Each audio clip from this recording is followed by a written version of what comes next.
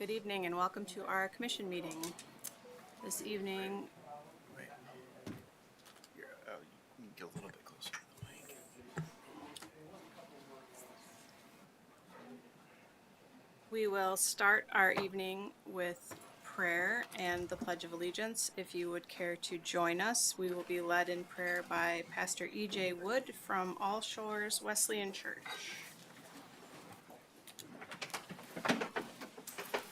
Thank you, Vice Mayor. If you would like to join me, I invite you to pray with me now. Gracious and loving God, we gather this evening in your presence, asking for your guidance and blessing over this city commission and over all who live in and serve this city that we and that you love. As a pastor in this community, I lift up these leaders before you. I pray that you would bless them with wisdom that surpasses understanding, that you would bless them with courage to do what's right even when it's hard, and that you would bless them with hearts grounded in justice and mercy and humility, reflecting a life that loves our neighbors, cares for the least of these, and seeks peace. Lord, may this room be filled with your Spirit, bringing unity where there's division, hope where there's discouragement, and clarity where there's confusion. Help all of us as members of this community to lead with integrity, to listen with compassion, and to act with boldness for the good of all who call Muskegon home. Bless our city, God, its neighborhoods, its schools, its businesses, its families, and its future. Let your kingdom come in our streets as it is in heaven. In the name of Jesus, I pray. Amen. Pledge allegiance to the flag of the United States of America and to the republic for which it stands, one nation, under God, indivisible, with liberty and justice for all.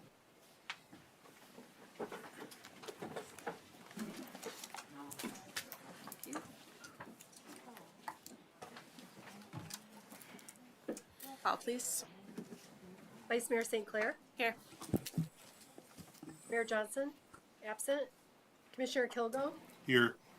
Commissioner Keener, Here. Commissioner German, Here. Commissioner Gorman, Here. Commissioner Cochin. Here. We will begin our evening with some public hearings, starting off with a brownfield plan amendment for 351 West Western. Please introduce yourself. Good evening. My name is Jake Ekholm. I'm the Director of Development Services for the City of Muskegon. Thank you.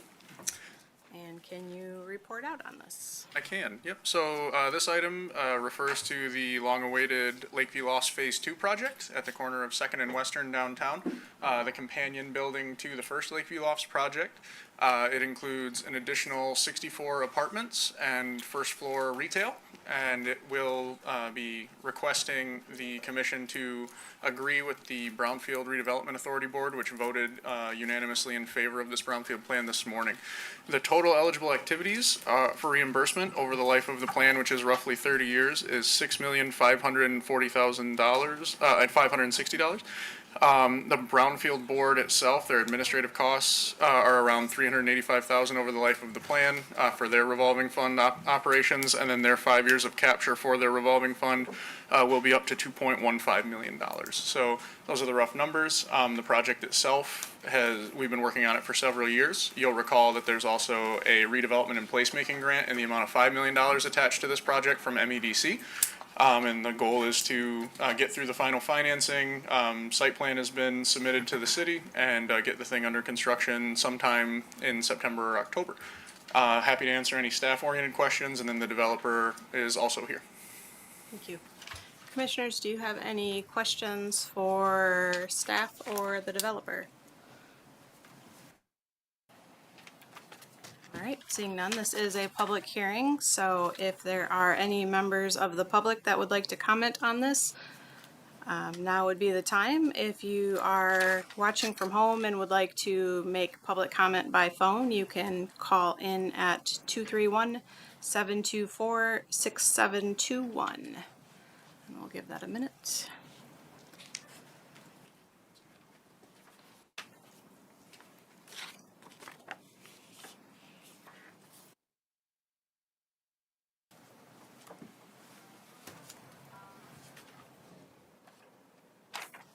Any callers?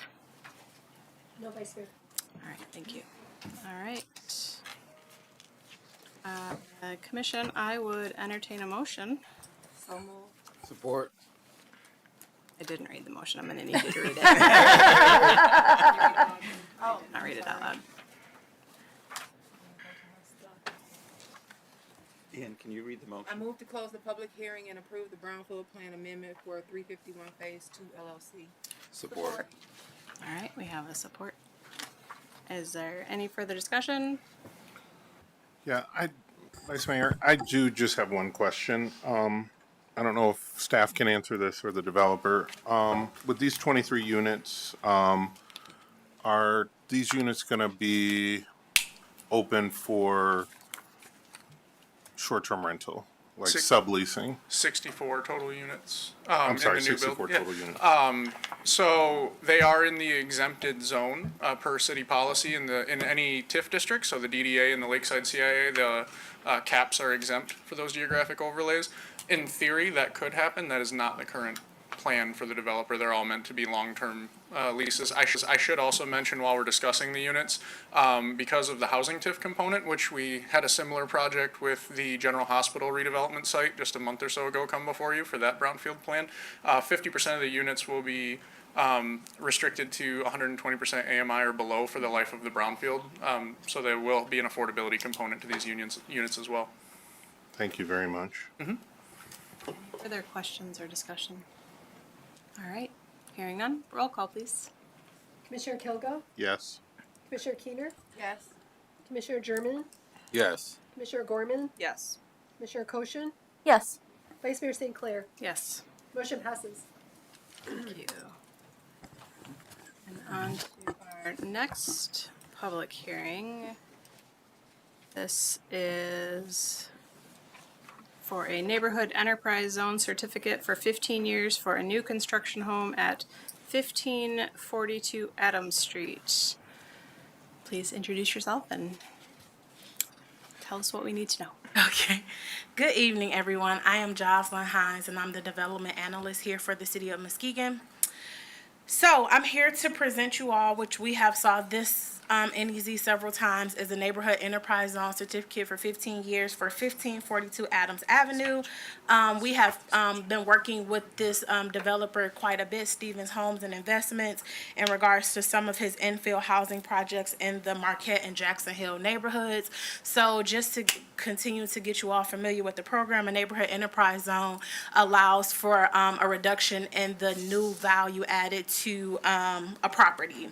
And so it's almost a reduction of 15% in property taxes for a new construction or rehab of homes. Commissioners, do you have any questions for staff or the developers here, or the developer at this time? Mr. Kilgo. Yes, thank you. Is this property already built and sold at 1542 Adams? No. That's all. Okay. Commissioner German. Yeah, thank you, Vice Mayor. Which developer is this? Stephen. Okay. I'd like to hear from Mr. Benedict. Please state your name. How you guys doing? Steve Benedict, office address is 1042 Terrace. Thank you for being here, Mr. Benedict. You built quite a few homes down there, and Yeah. you're doing some good work around the city of Muskegon. We appreciate your investment here in the city of Muskegon. As we talked before about the shortage of homes or people being homeless here in the city of Muskegon, I'm still finding it difficult for placement for a lot of residents here or people in the city of Muskegon that are homeless. Do your homes that you're building accommodate the need for someone considered low income? I would say that's kind of a loaded question. So I would say we're probably the missing middle. So as people bought a starter home 5-6 years ago, they move into a $300,000 house and they work on their retirement, and from a $300,000 house, they maybe buy the $500,000 house. I don't know. I would say most of these houses I'm selling are to first-time home buyers. But I don't, if I had to be honest, I don't know what low income is considered. This particular house is probably going to be, I think last time the mayor said 225. This is 225. I thought he said was like 1,700 a month plus taxes and insurance. So I don't know if that's considered low income. Well, that's not in that area, no. Okay, yeah, so that's the cheapest. Tell you. This 225 is the cheapest one that I've built in the 3 years we've been in Jackson Hill and Marquette. Okay. And they range from, like I said last time, 888 square feet to 561 Mary is just under 3,000 square feet. So we're not, not to put others down, but there's other developers that have been here that build bi-levels. They don't finish the lower level. We finish the lower level. So, I mean, they command a little bit more money, but when you move in, you have the granite countertops, the plywood cabinets, central air conditioning. We're like I said, we're not making as much as others, but I know I can sleep at night knowing that I gave someone a home that I would have lived in. Yeah. Yeah, thank you for that. And I commend you for the work that you're doing. You definitely build good homes. And then you also mentioned at last meeting we talked that a lot of buyers that buying these homes are actually not from here. You sell more homes to people that's coming in from out of town than you do here in the city of Muskegon, which says something. Yeah, I don't do the selling. We put them on the MLS, which goes out to, I think you can access the MLS from China. So I can't control who's writing the offers. Right. But I know statistically, I'd be lying if I stood up here and said this. Last year I believe we built 19 homes, only one person moved inside of Muskegon County. So I'm not here to sugarcoat anything, Right. Because the data doesn't lie. But I can't control who's buying these homes. Yeah. And I appreciate your transparency. Yeah. Because this is something that I've been stating for quite some time when we talk about displacement, affordable homes. People here in the city of Muskegon are not able, a lot of them are not able to afford these homes. So there is a problem that we have to solve. And I'm glad you was, open enough to share that information so the public could hear it as well. Well, I think you guys have had some great programs. I mean, down in McLaughlin and Angel and some of these other neighborhoods, they're building them for 220, 230, and you're selling them for 180. So I think that in itself is probably one of the best advantages that someone with low income can have. I'm not backed by the city, so if I build this house for 225 and I sell it for 200, I got to make up for it on the next one. So I wasn't in that infill program. I was asked to. I didn't think it was a good business plan for me. And I get it. It's business is business. But I'm grateful for the opportunity to be here another summer, and we're going to build 27 homes up there. Adams is the 17th hole being dug since the first of this year. So, and it got dug today. Foundation goes in tomorrow. So, we're going to keep plucking away, and whoever buys them, I guess. But to your point, it statistically, it's not people from here. Yeah. All right. Thank you. Commissioners, any further questions?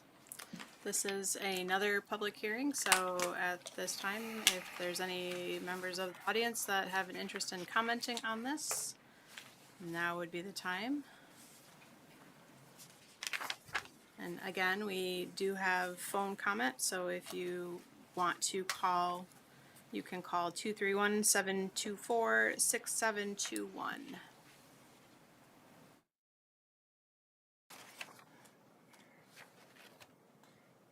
You can take your seat, Mr. Benedict. Thank you.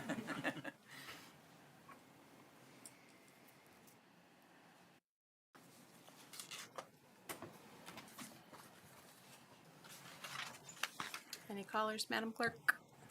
No, Vice Mayor. Thank you. At this time, I would entertain a motion to close the public hearing and approve the Neighborhood Enterprise Zone Certificate for 15 years at 1542 Adams and authorize the city clerk and mayor to sign the certificate and resolution. So moved. Support. We have a motion and a support. Any further discussion? Roll call, please. Commissioner Kilgo, Yes. Commissioner Keener, Yes. Commissioner German, Yes. Commissioner Gorman, Commissioner Cochin, Yes. Vice Mayor St. Clair. Yes. Motion passes. Thank you. On to the next public hearing. At this time, we will have a public hearing for an application for a neighborhood enterprise zone certificate for LRS Enterprises LLC for a new home construction at 397 Marquette Avenue. The cost of construction is $180,000. And welcome back, Ms. Thank you. Jocelyn Hines, Development Analyst here at the City of Muskegon. So just like the previous public hearing, this is another opportunity for a neighborhood enterprise zone.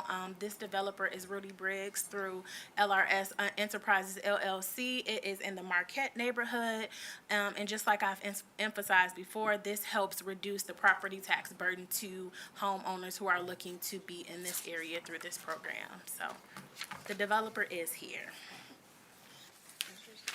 Questions for staff or the developer? Commissioner Kilgo. Yeah, I do have a couple questions for the developer. You can please introduce yourself. Hi, my name is Reuben Briggs, LRS Enterprises. I'm at 525 South Dangle Road. Welcome. Mr. Briggs, thank you so much for being here. Thanks for having me, Jay. I'm very familiar with some of the properties you've built. Can you tell us a little bit about the ones you're building in this area here on Marquette? It's single family. It'll be a two-story. I look to build single stories and a couple single stories and throw in an ADA and something that we're not doing a lot of, but on grade where a wheelchair can roll right up to the property and folks could have one level and have a nice place.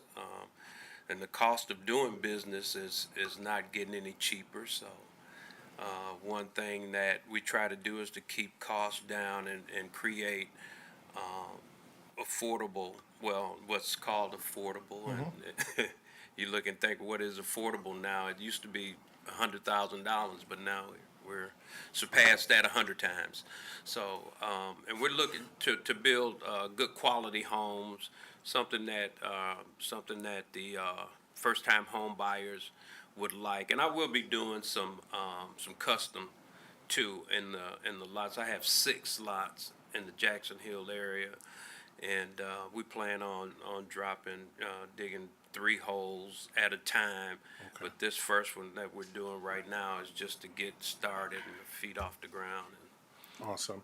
And then my last question is, when you're purchasing properties, whether that be private properties or from the city, you're not purchasing any homes that people already live in and displacing them. You're buying all vacant lots. Is that correct? All vacant lots. Awesome. Yep. Thank you, sir.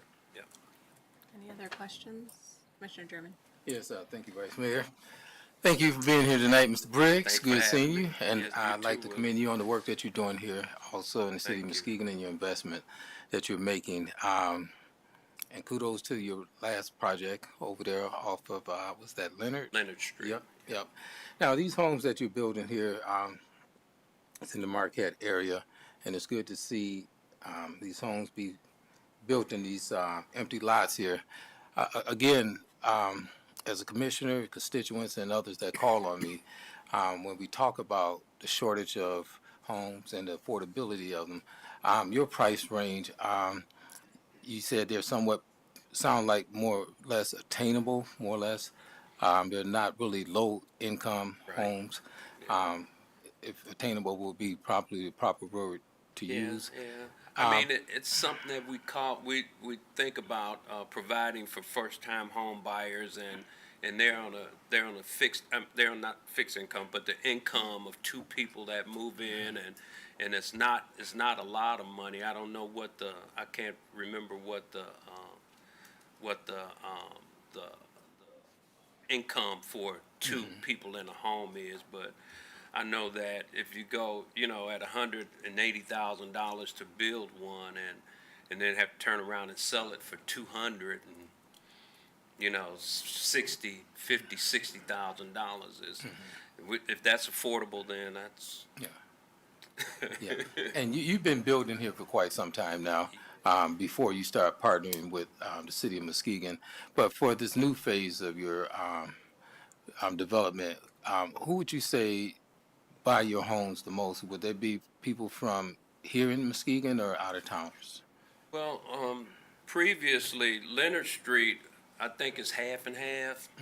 It's 8 of them over there. So some of the folks that bought it are local people, you know, we got like maybe, we have 1, 2, 3, 4, 5 out of the 8, Okay. yes, that local. Yeah, and that's good to hear Yeah, because yeah. due to the shortage, and we want to make sure people have an option to be able to purchase these homes, but you have no control who buys them. I understand Right. that. Don't have Yeah. any control Yep. over that. Yeah, so, but people need to know this, and thank you yeah. for being transparent and sharing that information. Thank you. And I think that from the real estate point of view aspect, the realtors are qualifying the folks that are buying unless they go directly through the planning department. And then, you know, and that's leaves it, it takes it out of my hand, but they're finding people that are basically local. And been dealing with TLK realtors, Yeah.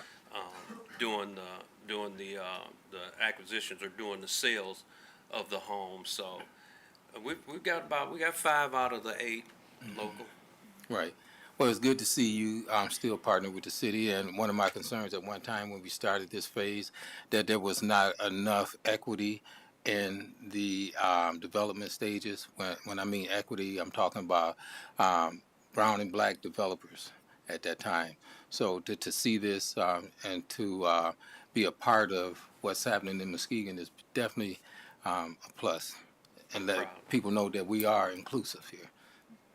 I'm proud to be a part. Thank you. Any other questions at this time? Thank you. This is another public hearing, so if there is anyone in the audience that would like to give public comment on this agenda item, now would be the time. And we will also be taking public comment by phone. Again, that number is 231-724-6721.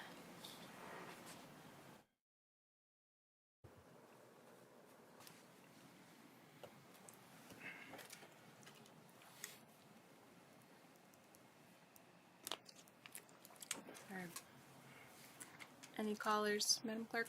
No, Vice Mayor. Right, at this time, I would entertain a motion to close the public hearing and approve the neighborhood enterprise certificate for 15 years for 397 Marquette and authorize the city clerk and mayor to sign the certificate and resolution. So moved? Support. All right, I have a motion and a second. Any further discussion? Roll call, please. Commissioner Keener, Yes. Commissioner German, Yes. Commissioner Gorman, Yes. Commissioner Cochin, Yes. Vice Mayor St. Clair, Yes. Commissioner Kilgo. Yes. Motion passes. All right, and on to our final public hearing of the evening. Staff is requesting the approval of a neighborhood enterprise zone certificate for 12 years for a new construction home at 303 Terrace Point Circle. Welcome back. Thank you. Jocelyn Hines, Development Analyst, City of Muskegon. So bear with me with this one. It's a tricky one. So this particular, I'm working directly with the homeowner currently. Back in 2023, they submitted an application asking to be considered for a neighborhood enterprise certificate.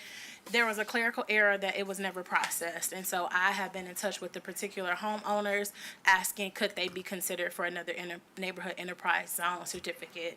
Understanding that I think at the last commission meeting when I presented a property in Terrace Point Circle, there was asked to look into could Terrace Point Landing be adjusted to accommodate more of our inner city lots. If you look at the map that's on, in this, I don't know if it's in this agenda item, it was in previous ones, that we worked with the GIS system at the county and assessed that we were not closer to that 15% as much as we thought we were. We were more at 13.17%. So there is opportunity to expand the neighborhood enterprise zone into some other areas in the city, which we hope to present to you all in upcoming meetings. This particular property is the current owner was living in the property, and now ownership is between the current owner and their son of who owns the property right now. But it's still similar to other requests that we have saw come in regards to the Terrace Point Circle projects. So, and I'm sorry to interrupt. We did have a conversation with the state to see, what the parameters around this pretty unique situation, and they did say that the applicants could apply but could not guarantee approval. So, Thank you. Commissioner Coaching. I have a lot of questions about this. This is definitely more complicated because when I first saw it, I was like, I thought we were done over there. So thank you for mentioning that. And so I guess my first question is, you said that this property is in between ownership of the parents and the son. Is it in probate currently? no, I'm sorry. I should be more clear. So the owners of it currently lives in Florida, and their son here lives in the home right now full time. So you will see in that PRE affidavit that I provided you all that you will see the ownership is split between the son and the family that owns the property. It's a pretty unique one. I'm gonna have to noodle on this for a second. Commissioner German? Yes, thank you, Vice Mayor. Thank you for being here today, Mrs. Hines. Now, you said they applied for, well, actually the time has elapsed for them applying for NEZ certificate under the policies and procedure dating back to 2023, correct? Yeah, the time had lapsed in regards to them being able to apply for an NEZ certificate. That's why we wanted to get some type of recommendation from the state to see if it was still allowable for them to apply, considering it was an error on our end. Hence why you see the letter in the agenda packet that says, hey, it was an error on our end. Could the state still consider this opportunity? Okay. I mean, what type of error are we talking about? So, we were told from the county that it was sent to us and it was never processed through our department. So we don't know where the paper trail ended or began where we were not able to process the application. And so the owner reached out to me asking what was the status on their NEZ, and I was saying I have no record of it. And that's when we found out there was some type of error where our particular department never received the application to present in front of you all in 2023. So, but you're saying that there was an application sent? Yes, But- the owner had evidence that they had sent the application to us. It just never got to the proper person for them to process it. And the reason for the question is not to, just being fair about it, because, policies and procedures, and going by what's right, because if we do something for one, then others may feel that they have the right to do that as well. So that's the reason for my questions for you. Did the application come in front of your department, or does it come in front of the commission that we could view it or see proof of that? So the owner at the time was able to give me email correspondence that she did submit the paperwork to the assessor's office at the county. The assessor's office said that they sent it to us via inter-office mail. However it got to us, it never got to our division for us to present it in front of commission. So there was no soft copy or no hard copy or anything? She basically? sent me the copy that she had submitted Okay, to the assessor. okay, So I do okay. have the original application that was submitted. Okay, that's all I have. Thank you. Yeah. Commissioner Kilgo? Thank you, Vice Mayor. I have two questions. The first question is, If this application is approved, does that restart the clock for the zone of Terrace Point? Great question. So last meeting, you all approved the 12-year NEZ certificate for that 342 Terrace Point at the last meeting that I presented. So it would be a similar timeline as that particular project, but also understanding that you all have the discernment to decide how many years you want to give a property in that zone. It's just a recommendation from the applicant. Gotcha. And that was my second question. Since we just approved one, which would have been April of 25, Yeah. I think it was an early April meeting. They would pretty much be in On the same clock. calendar year. Thank you. Yeah. When did the applicant originally apply? I hope I put it in my agenda item, but September of 2023. So we don't know why it took them almost 2 years to. That's a good question. I'm not sure. Yeah, and I don't think the homeowner is here. No, so no, I'm not sure.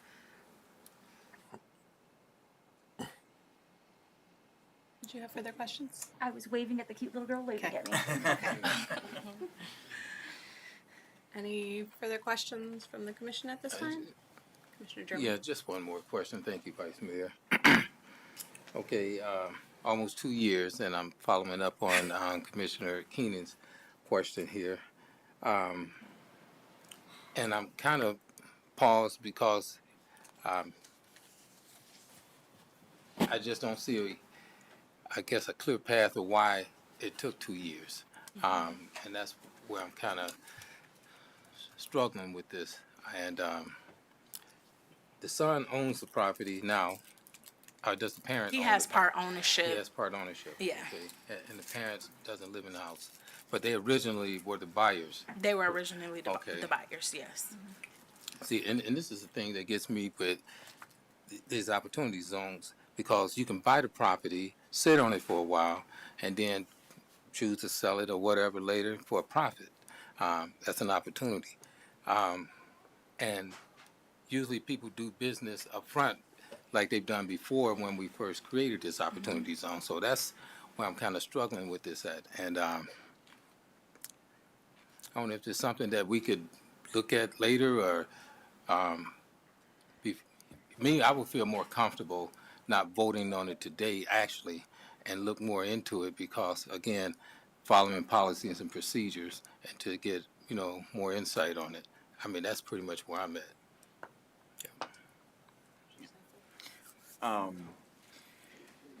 There's a detail in the memo that I want to just make sure that we talk about a little bit too, and maybe if you can elaborate on the timeline between when a C of O is issued and when an application is supposed to be received. The memo notes that the C of O was issued in November of 2019, and then the application came in 2023. Is that an unusual situation? Terrace Point Landing was a pretty unique scenario in regards to their neighborhood enterprise zone certificate. So originally the developer had applied for neighborhood enterprise zone certificates for a majority of the parcels in that area. For some reason, this particular parcel was skipped. And so then the applicant kind of applied independently. So I don't know if the time lapse between certificate of occupancy and 2023 was when they realized that they were not in that particular neighborhood enterprise zone and then did the due diligence to apply. I'm really not sure. Yeah.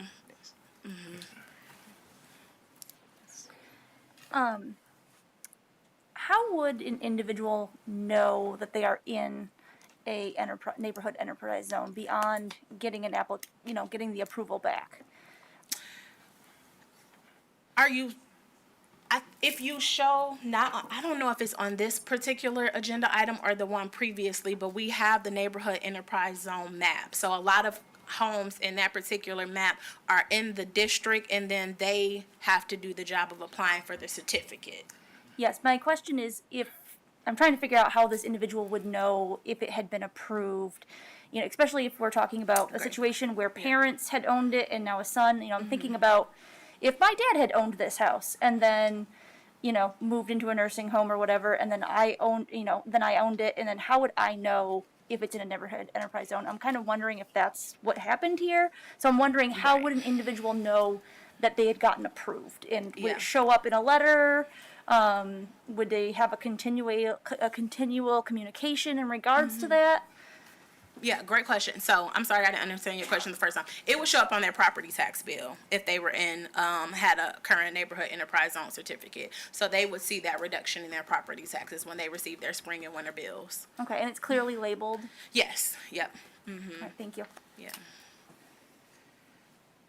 Any further questions? And I think, just for full transparency too, I think this was a little tricky too, because part ownership is with the son that lives here and part ownership is with the family that lives in Florida. So I don't think they have been receiving or would receive the full allocation of a neighborhood enterprise zone, just because that separation of ownership as well.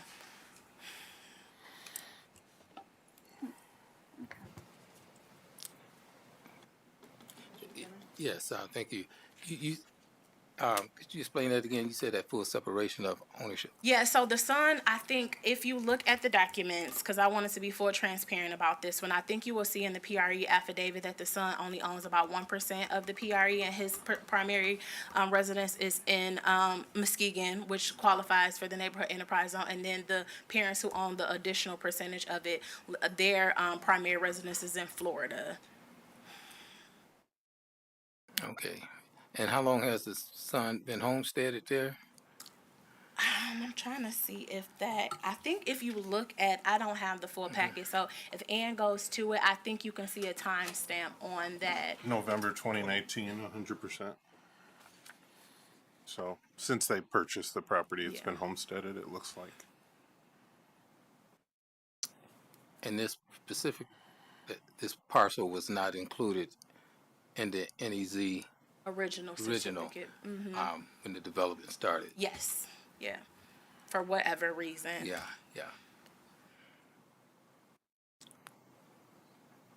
Okay. So, just to clarify, for me, it sounds like potentially there was a mistake made with it being excluded from the original NEZ, and then there was an additional mistake made in which the application was submitted, was done what needed to be done by the applicant, but somewhere got lost in between the county and the city. Yes. Is that accurate? Yes. And then over the course of 2 years, they paid their full tax rate, probably waiting for the taxes to go down, and at tax year 2, reached out and asked, hey, where's my tax break? Is that the through line? Yeah. Okay. All right. Thank you. If there, yes. Just a point of clarification. So you had mentioned that since the parents are 99% owners and the son is 1%, but they live in Florida, if we approve this for the 12 years, and it goes, you said it goes to the state afterwards? Yes, the state tax commission has to make the final approval, and I'm sure the separation of Florida and here may cause some red flags for the state tax commission. Okay, so even if we approve it tonight for 12 years, the state may say, no, you, for the most part, don't live here, and they Yes. could reduce it. Or reject it. Or reject Deny it it. entirely. Okay, so it sounds to me like we made a mistake at some point in time. We are owning up to it. I don't love this. I'm not gonna lie. Yeah. But it sounds like the state is also there to check this as well, and I do appreciate that. So thank you very much for that transparency. One last question. Commissioner German. Yeah. Now, given what Commissioner Cochin was just mentioning, you coming forward as employee for City of Muskegon, being transparent about what happened due to the fact that this parcel of land was left out of the NEZ certificate, NEZ zone. Would it be better, and I'm talking at you from your field of expertise, would it be better to just bring it back and we have some discussion and talk with the individual about it before we go ahead and approve this, and then later have the state decide to maybe reject it due to the time frame? I mean, I'm coming to you from and want to get your expertise on this. Yeah, so I'm pretty neutral on whatever. It's the pleasure of the commission Yep. in regards to what you all decide to do. If there are specific questions, I can, of course, ask the current homeowner those specific questions, but yeah, so I think it's the pleasure of the commission. Yeah. All right. Yeah. Thank you. This is a public hearing, so at this time, if there's any comment from members of the audience, this would be the time. And we do have one more opportunity for phone in. That number again is 231-724-6721. And that public comment would be specifically on this agenda item.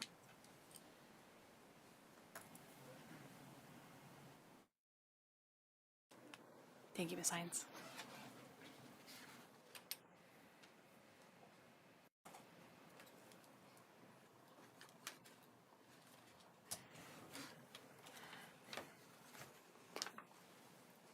Any callers? No thanks, Mayor. All right. Commission, I would entertain a motion. That would be a motion to close the public hearing. Yes.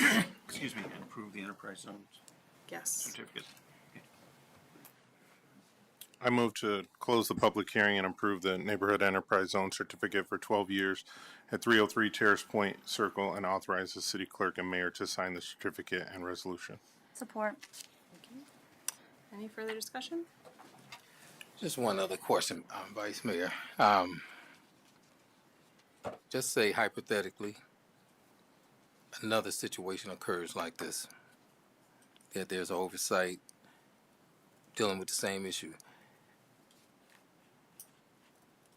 Would we be looking to do the same thing to allow, if time elapsed, maybe 2 years, 6 months, or whatever, would this continue to snowball?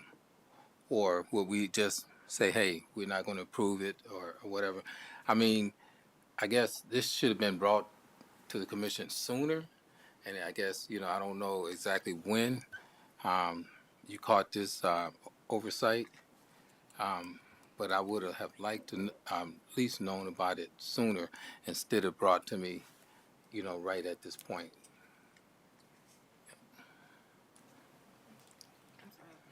Is that a question for staff or? No, I'm just, no question for Okay, staff, thank but you. just more of a comment. Okay, thank you. I do have a quick question for staff. Is there like a checkoff list that you all do when these properties are purchased? So that like perhaps maybe if there's not maybe a consideration. Sure, can you so, use your mic? Huh? Oh, I'm sorry. I keep forgetting that. Or perhaps in the future, maybe planning to have some type of checklist so that these kind of mistakes don't happen in the future. Yeah, good question. So I received this application a week or two ago. So normally, as soon as I get neighborhood enterprise zones, you can see a lot of them are time stamped. I do my due diligence to process them as soon as I can because I know a lot of the developers want to get started as soon as possible.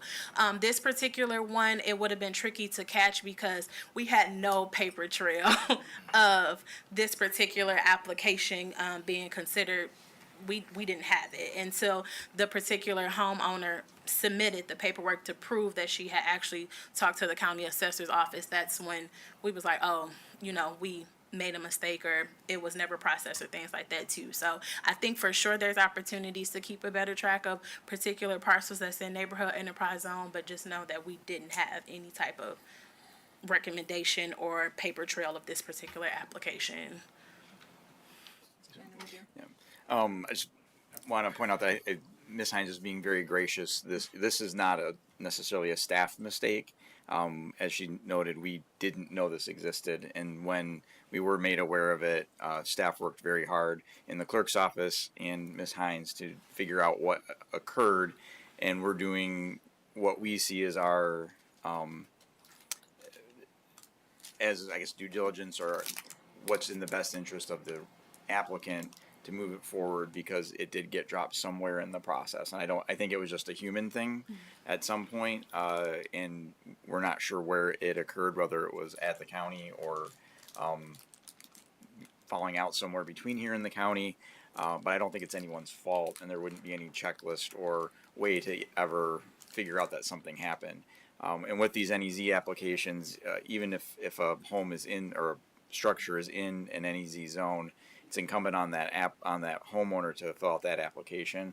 And they did do that. And so, given all these extenuating circumstances, we thought it in everyone's best interest to bring it forward. So I do think that when you're looking at this from a unique situation standpoint, there's circumstances at play that we can demonstrate that they did apply within the timeline that they were supposed to apply for. And whether the follow-up timeline regarding when you get your assessments for the following year, those come out early in the calendar year. So if the process had started late in the calendar year, it hadn't been done yet, they might not have triggered anything in their minds to go, oh, we should ask about this. It's probably still going through the process. But when the second bill came out, that's my guess on maybe when they realized that there was an issue there. So. Thank you. Roll call, please. Commissioner German, Yes. Commissioner Gorman, Yes. Commissioner Cochin, Yes. Vice Mayor St. Clair, Yes. Commissioner Kilgo, Yes. Commissioner Keener. Yes. Motion passes. All right, that concludes our public hearings. Do we have any federal, state, or county officials here for updates? Seeing none, we will now move on to the public comment portion of our meeting on agenda items only. And I do have several here. If you would like to give public comment and you have not submitted a form, you can find them in the back of the room. And we will start with Aaron Bodbile-Mast from the Beechwood Bluffton neighborhood. Please state name. Aaron Bodbile-Mast, thank you. Here to comment on Apple Avenue. It's been a long road. I've been kind of involved in every step in the process, starting with a focus group, and then a group of us went out on Saturday, and knocked on doors in Apple to let people know that this is even happening, and to let people know the benefits they might receive if you move forward with this, and then moves forward with this. And it was an enlightening thing. A lot of people had no idea that a project was even happening, so it was important just to get the word out, and hopefully some people followed up either way with emails to you. And then also I did want to, I think it's Miss Everett, wanted more lighting in the project, so I wanted to relay that in case she hadn't relayed that to you. But I'm not, why I'm, represent bikes and climate or different things, or parks. This project is not just for bikes or just for climate or environmental benefits, or it's, for me, it's a human thing. That human scale design, and humans are what cities are about. Cities predate personal vehicles by millennia, and they'll exist well after we move on from personal vehicles. So this is about how you best design a city and how a city can work optimally. We just had a conference in Madison, Wisconsin, and the businesses were full.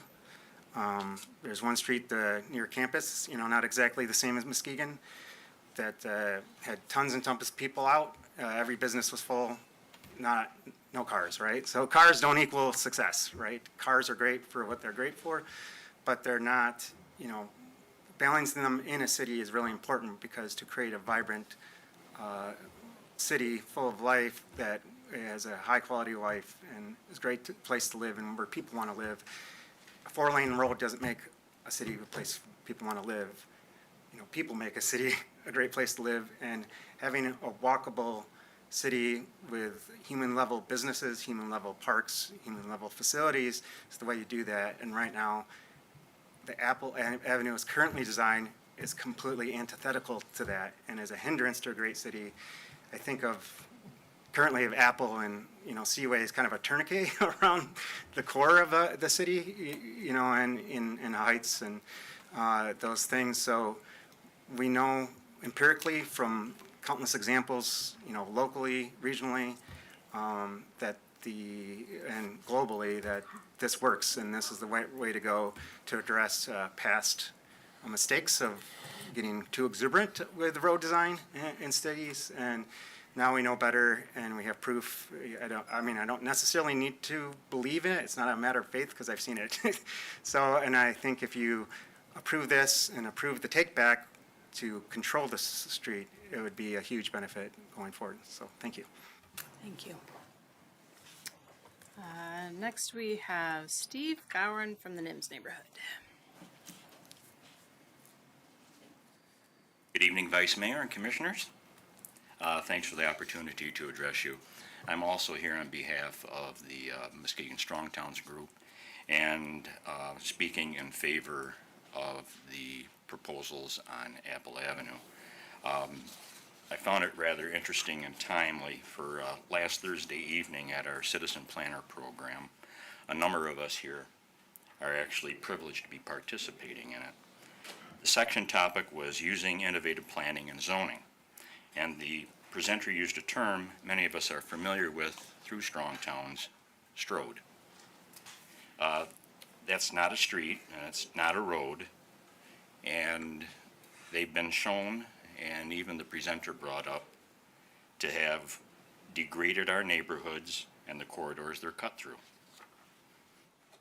And also touched on, even though briefly, was the history of redlining and the devaluation of towns, neighborhoods, and people that lived and did businesses in some of these corridors and neighborhoods. See the results of that today. That redlining and who got investment and who didn't was one of the determinants after periods of the Depression and World War II. Determined the selection for bulldozing and paving over neighborhoods and established business corridors for the sake of highways. To address these past decisions and the devaluation they brought about, we can continue our success in providing restoration of neighborhoods, increasing their value and safety by embracing the Apple Avenue proposals. I know for any of us, growing up in the car age, it's hard to get our car-centered minds around better design. But it's not hard to see proofs, even in our own city, with some of our successful projects, such as 18 blocks of Webster and Muskegon, and what that has provided as far as residential and new commercial development. And other streets as well. When we finally turn back one-way raceways to something more livable, such as Sanford and Peck Street, that were much more livable when I was a kid before those one-way highways went in. And for those of us at a certain age that can remember walking into stores and taverns and homes along Apple Avenue before the road ended right up to their front stoops, we can recall a more vibrant, very vibrant, well-kept, and more livable town. Thanks for your consideration. Thank you, sir. All right, next up we have Darlene DeHoodie from the City of Norton Shores to speak on Apple Avenue.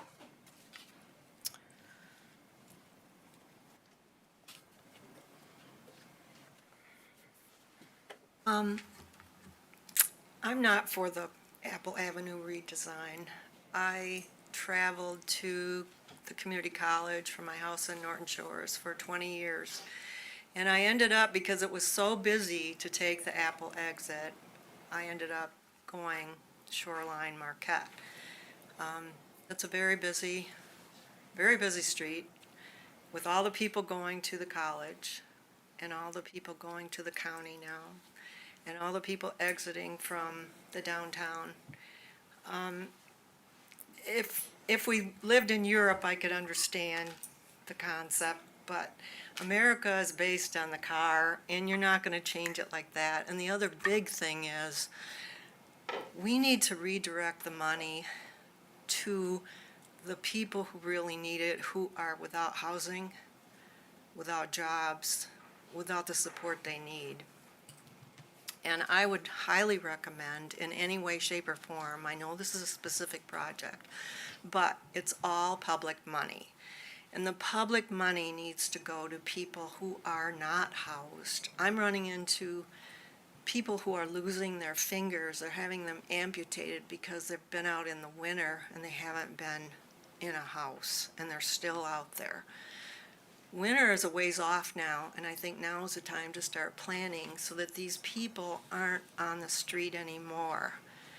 I would highly recommend looking into acquiring some land, and the city has available land, and putting up pallet housing, which is emergency housing that's temporary, so that people have an address, they have a secure place to live, and then they can get employment and get back on their feet with some money. So spending this kind of money on something that is not that necessary, in my opinion, and probably the opinion of people without homes as well, I would just highly recommend that you not do this. I'm for the infrastructure, you know, the sewer and the water lines, definitely. I mean, they definitely need to be replaced. But other than that, no. They don't put an extra lane on the expressway every day just for the Apple exit.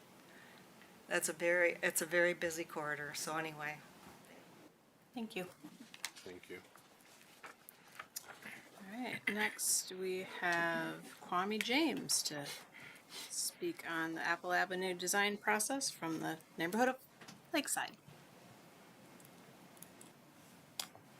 Good evening, Commission. I am Kwame James, and I'm happy to have witnessed some of the design process that went into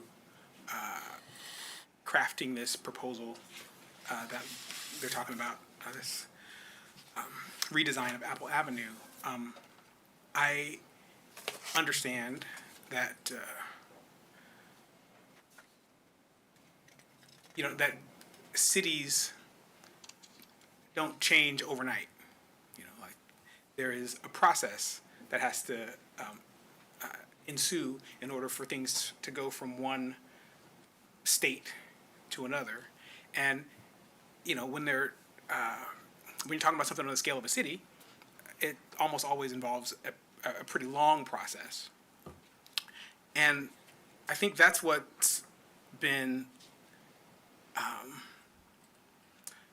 so impressive to me about this particular project. Like the time that has gone into consideration of this design wasn't wasted. And I say that because a lot of times it can feel like gears grind slow just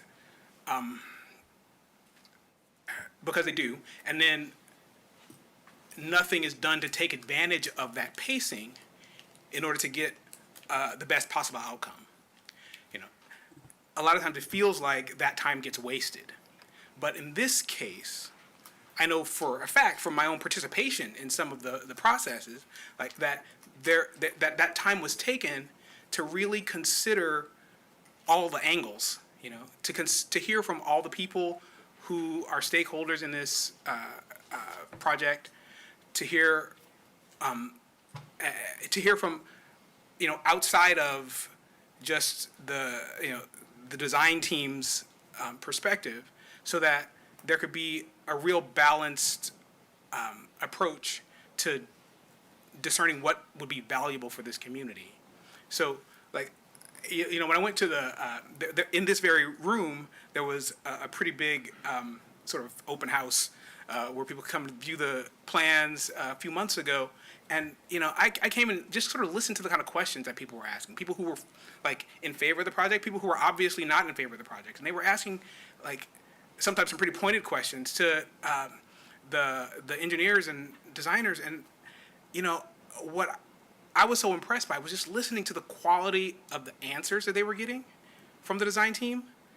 There was real consideration for the value of what people need in this project. So I think it's a great proposal. Thank you. Any other people wanting to give public comment? Right, at this time we can take phone call public comment. Again, that number is 231-724-6721.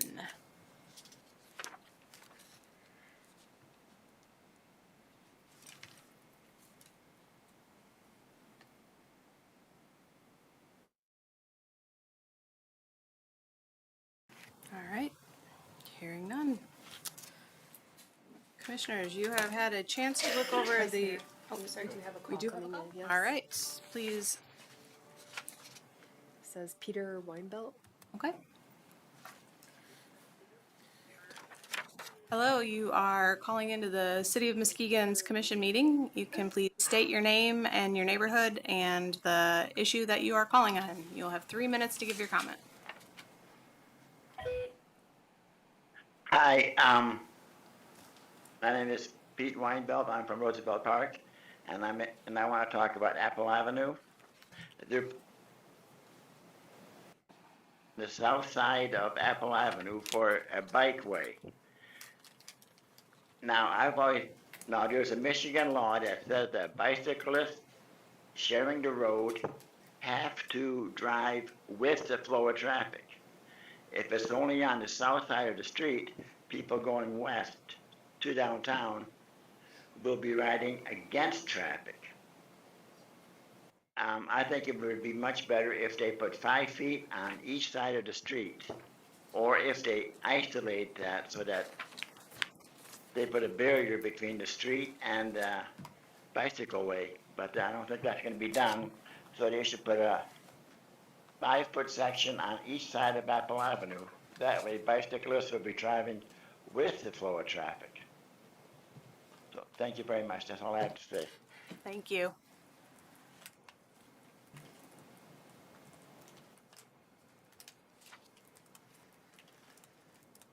All right. Again, Commissioners, you have had a chance to review the consent agenda. Are there any items that you would like to pull for Commissioner Keener? I am in. Aye. Commissioner German? Actually, I was going to pull in, but I guess I'll be okay. Okay. Yeah. Commissioner Killa? M as in Mary. And G and H. all right. That's why I said okay. Thank you.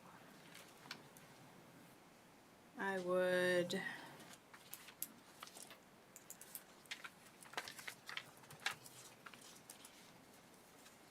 Sorry, I have lost my place. I would entertain a motion to approve the consent agenda minus items I, N, M, G, and H. So move. Second. All right, any further discussion? All those in favor say aye. Oh, sorry. Roll call, please. Wrong meeting. Commissioner Koshin, Yes.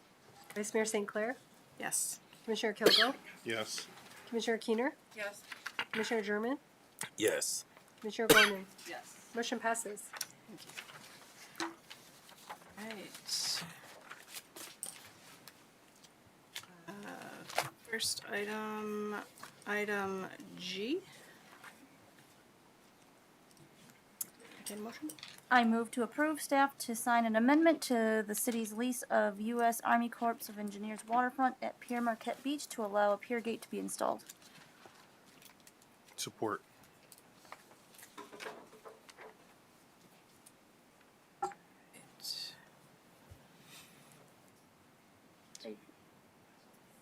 Sorry.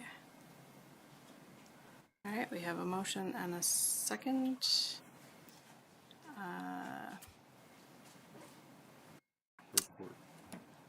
Sorry, thank you. Can you report out on this? Yes, good evening, Vice Mayor, Commissioners. I'm Dan Vanderhyde, the Director of Public Works for the city.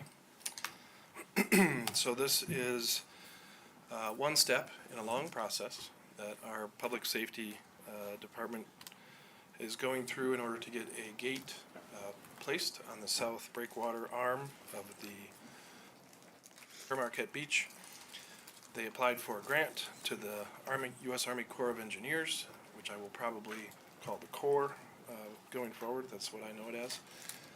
And as a part of that process, the Corps has noted that technically that breakwater arm is theirs and is part of a lease area that we hold with them to allow the public to use it. And in order to be able to install a gate, we have to modify the lease in order to allow that to happen. And that's what this does, and this is a step leading to the hopeful award grant to pay for the gate. All right, thank you. Mr. Cochin, do you have a question? Thank you. I pulled this for two reasons. I wanted to kind of highlight, because I think that there's going to be some concern from the citizens that with putting a gate there that we're losing access, right? So I wanted to make sure that we spoke about that and what the intent here behind this is. And then also, so people can see where this is going to be. So, Madam Clerk, can you pull up the map there that shows where it'll be?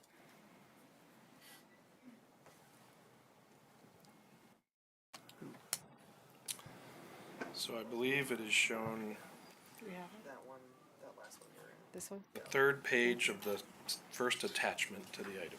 Thank you.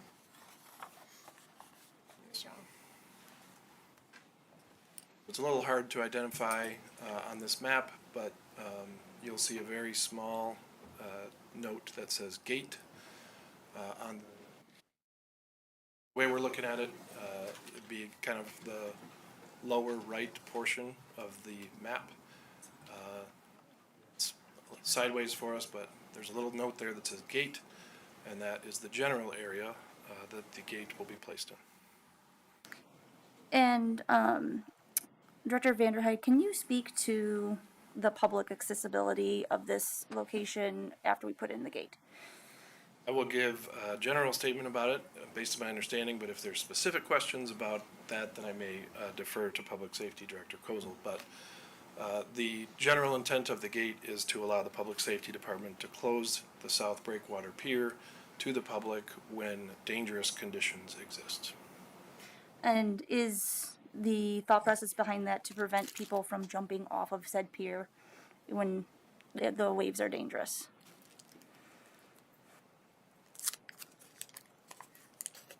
I would probably defer to Director Kozel on that. I think there are probably a lot of factors in why and how the gate will be closed. Good evening, Public Safety Director Tim Kozel. To your point, once the gates are up, no one will be allowed on that per our direction, our signage on that gate. So the biggest thing is to keep our citizens and our visitors safe when the water is cresting. So we're just trying to put additional education up there and have a gate to be able to keep them off it. Law allows us to do that, and it's on a 30% basis. So if we see one out of 3 waves crest over, we do have the authority to close it down until it's safe. Okay, thank you very much. I appreciate your dedication to our resident safety, and thank you very much, Director Vanderhyde, for kind of speaking on that public accessibility, because I wanted to make sure people realize that this is not us trying to reduce public accessibility, but keep people safe.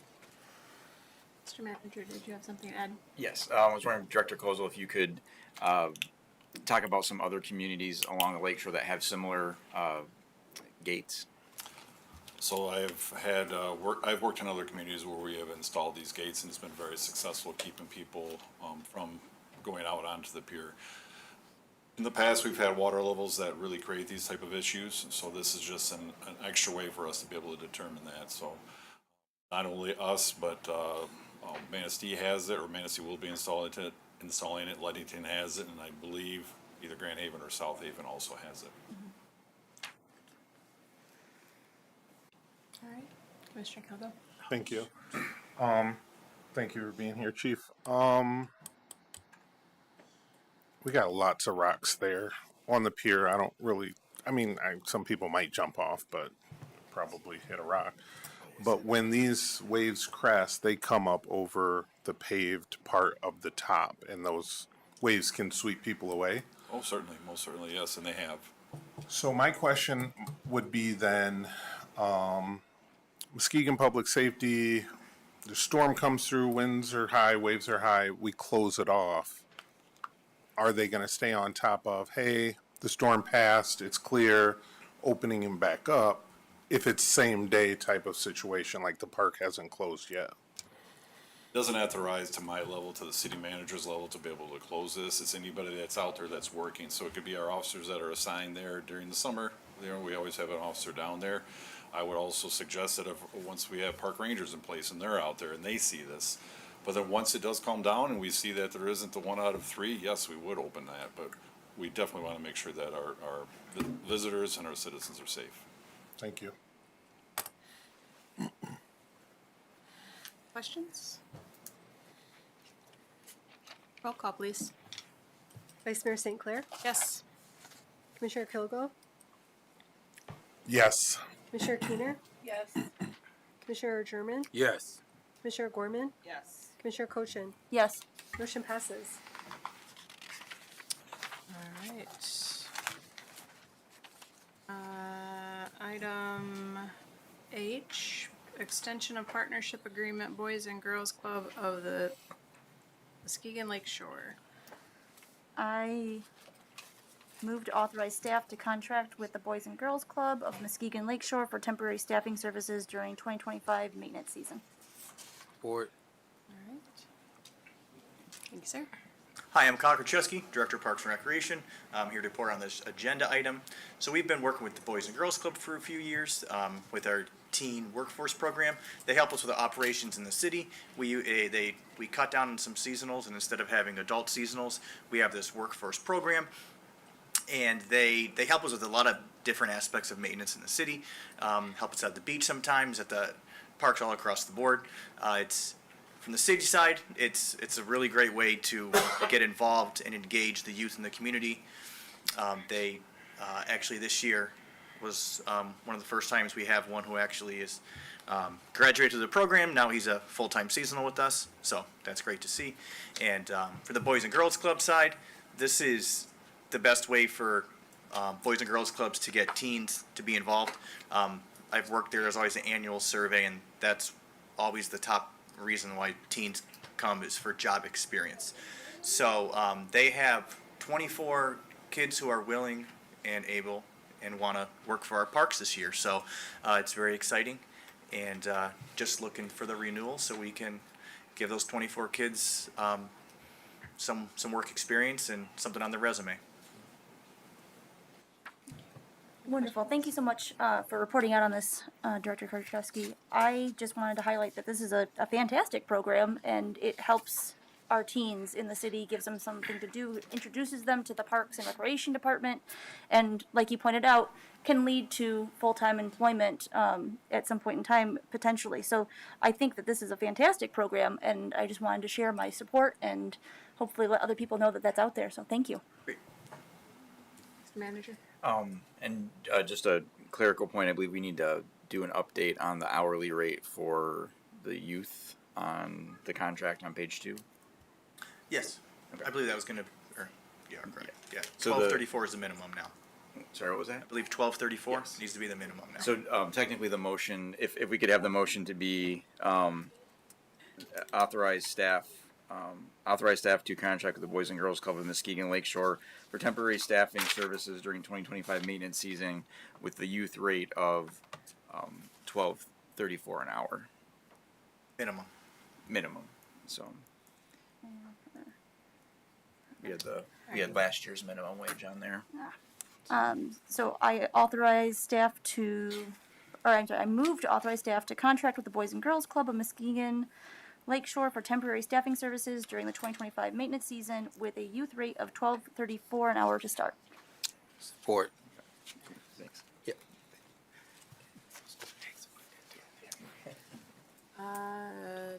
Commissioner German, as the supporter, do you have anything to add? Yes, thank you, Director.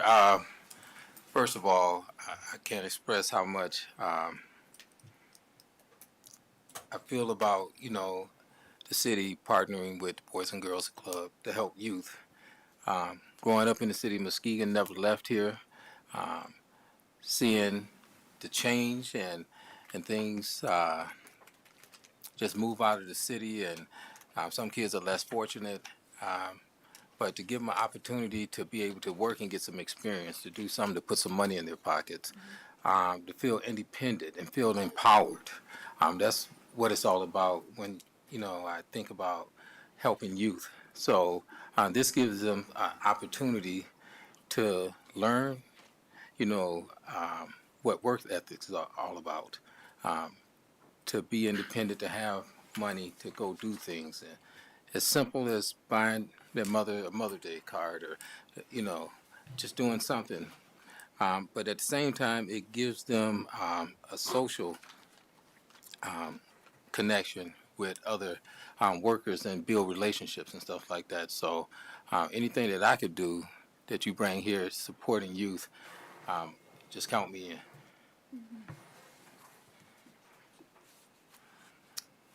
Any further questions or comments on this item? I will just add that I'm always excited to see youth employment opportunity, and it's really great to hear that we graduated one of these kids into a full-time seasonal. I think that's promising, and I'd like to see more of that. So thank you. Roll call, please. Commissioner Kilgo, Yes. Commissioner Keener, Yes. Commissioner German, Yes. Commissioner Gorman, Yes. Commissioner Cochin, Yes. Vice Mayor St. Clair. Yes. Motion passes. All right. Moving on to item I, resolution for charitable gaming license. I believe that was Commissioner Keener. I move to approve the resolution for a charitable gaming license, and that's all I see. Support.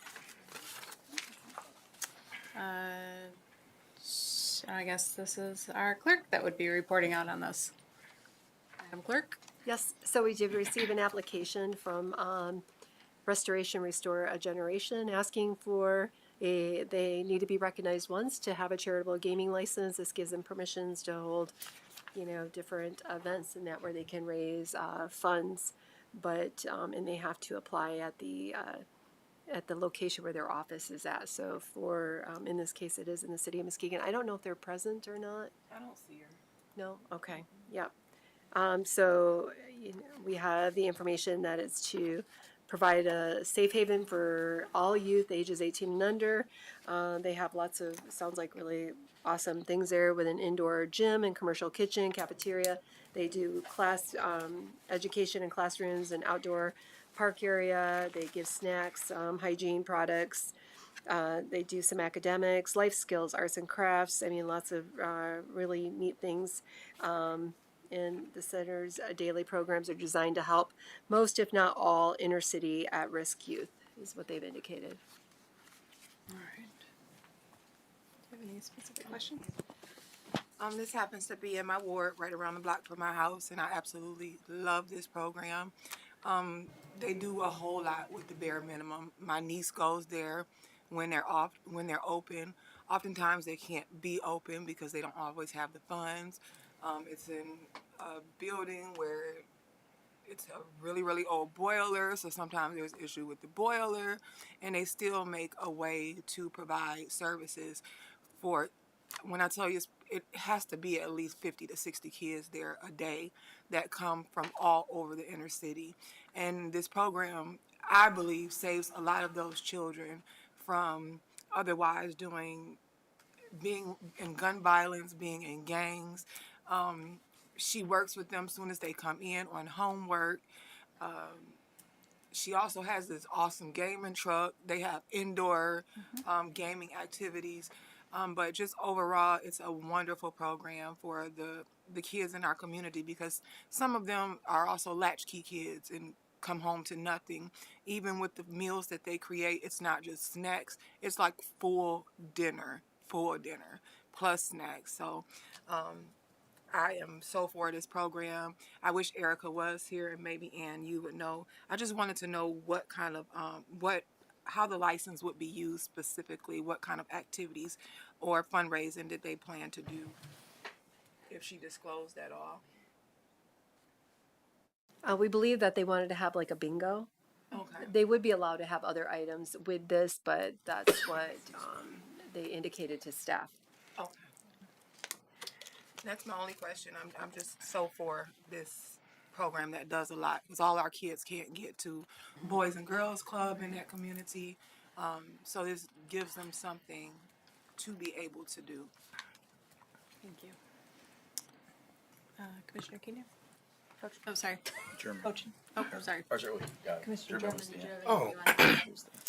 Oh. Yes, thank you, Vice Mayor, and to Commissioner Keenan's point, anything that the city could do to really just help out with any type of youth program or kids in this community is a big plus. She mentioned that they could be doing something else, could be part of a gang violence or getting into things like that, just nothing to do but, and I commend the organizations that's doing this out here and all the organizations, but we're talking about this one here, so I'm in support of this, and I just like to see these organizations grow, and these kids are our future, and some of them are not privileged, or parents don't have the necessary resources or funds or to do certain things, but you have somebody that's stepping up and taking their time out of their busy schedule to work with your child or your kid. There's a lot of peer pressure out there. Me growing up in the neighborhood and seeing crime and things like that, I was not exempt from any of that, and neither is any of the children around here, because sometimes peer pressure can play a factor on what kids do. So to have something like this, to be able to take time up with those children, and we give back to those organizations and the communities, is a big beneficial thing for the city and the kids. So thank you. Commissioner German? Commissioner Coach? Yes, I wanted to echo Commissioner German's sentiments and also thank Commissioner Keener for bringing this up. This organization is doing a lot of really good things in our community to help our kids, and the more we can do to help support an organization like this and other organizations to help our kids and help our people, I think it is incredibly important, and I appreciate this being brought up into the commission, and I'm looking forward to voting for it.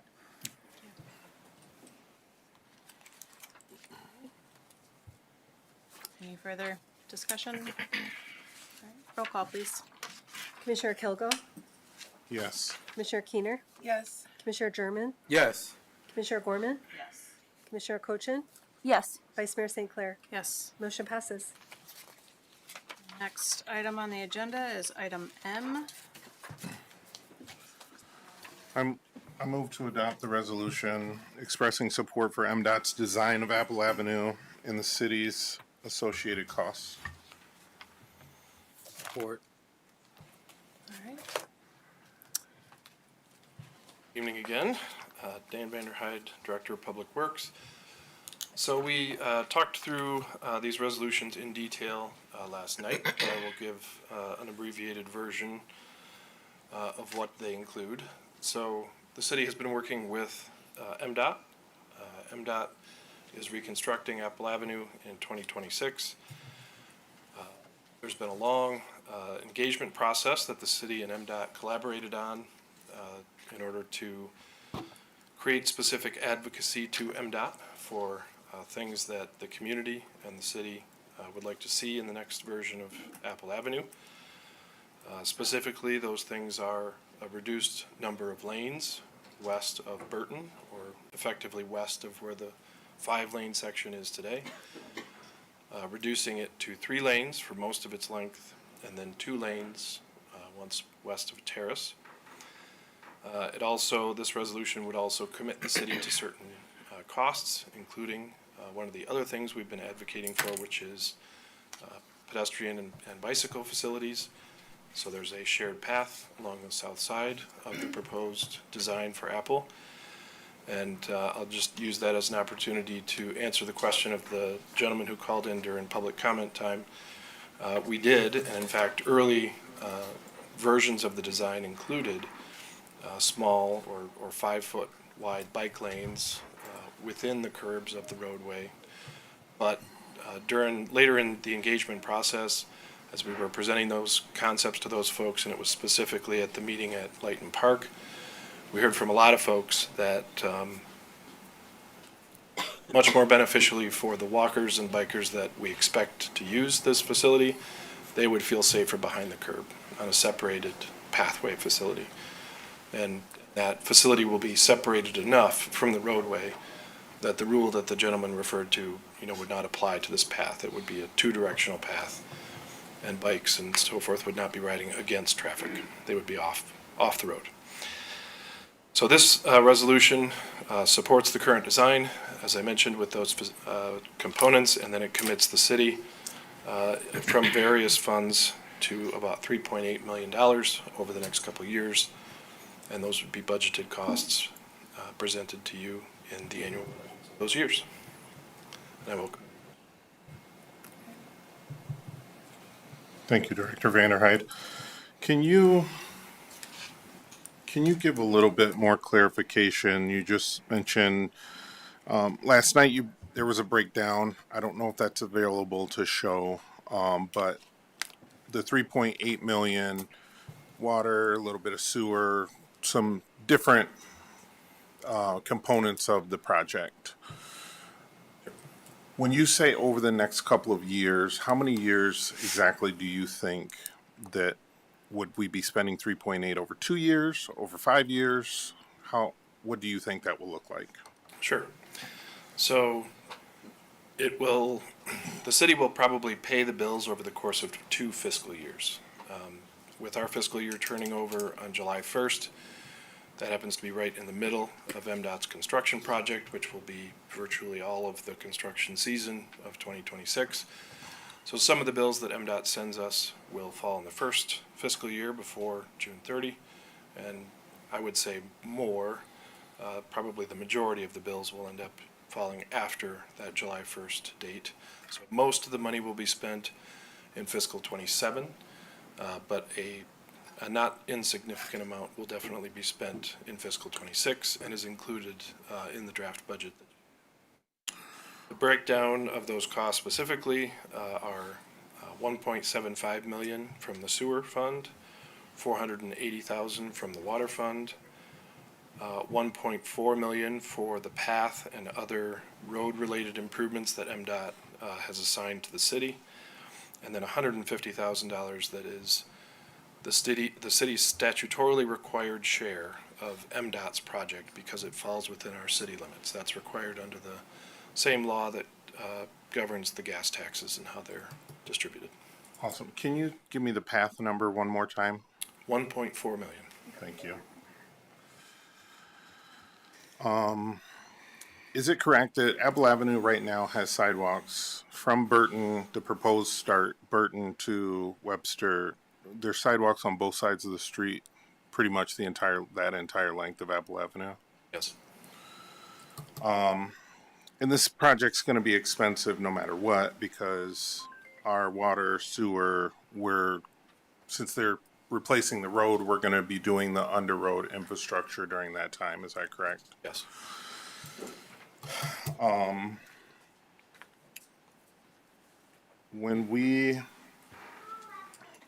One of the public comments said a lot of people didn't know about this, and I know that we've been engaging work groups and design groups and talking with NDOT over the several years, I'm told. But I live in Ward 1, and I live just off of Apple Avenue, and a lot of my constituents live north and south of Apple Avenue in the Steele neighborhood and the Sheldon Park neighborhood. And I've been talking to actual neighborhood constituents, and they tell me, I've not heard anything about it. It doesn't make sense to me. And I've been to several of the engagements, and I tell them what I learn at the engagements. We want to slow down traffic, people speed, and they give me the same pushback of, we don't enforce, we have heavy traffic times, especially in certain sections of Apple Avenue where morning rush hour or evening rush hour, it's already congested.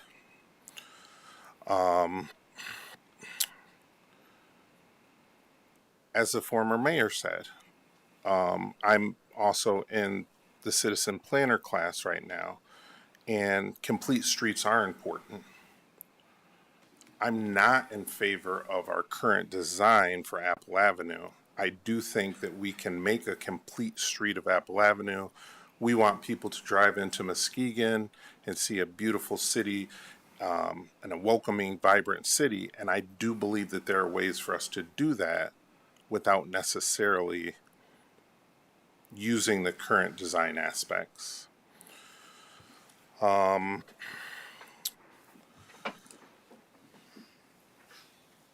There are also choke points that I see at the end of Apple Avenue where it's proposed to only be 2 lanes.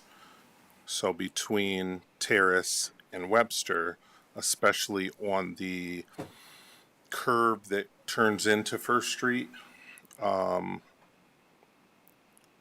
Right now there's 2 lanes going one way, and you can't come across First that way. It's do not enter. And that's going to turn into 1 lane going towards downtown and 1 lane coming out of downtown.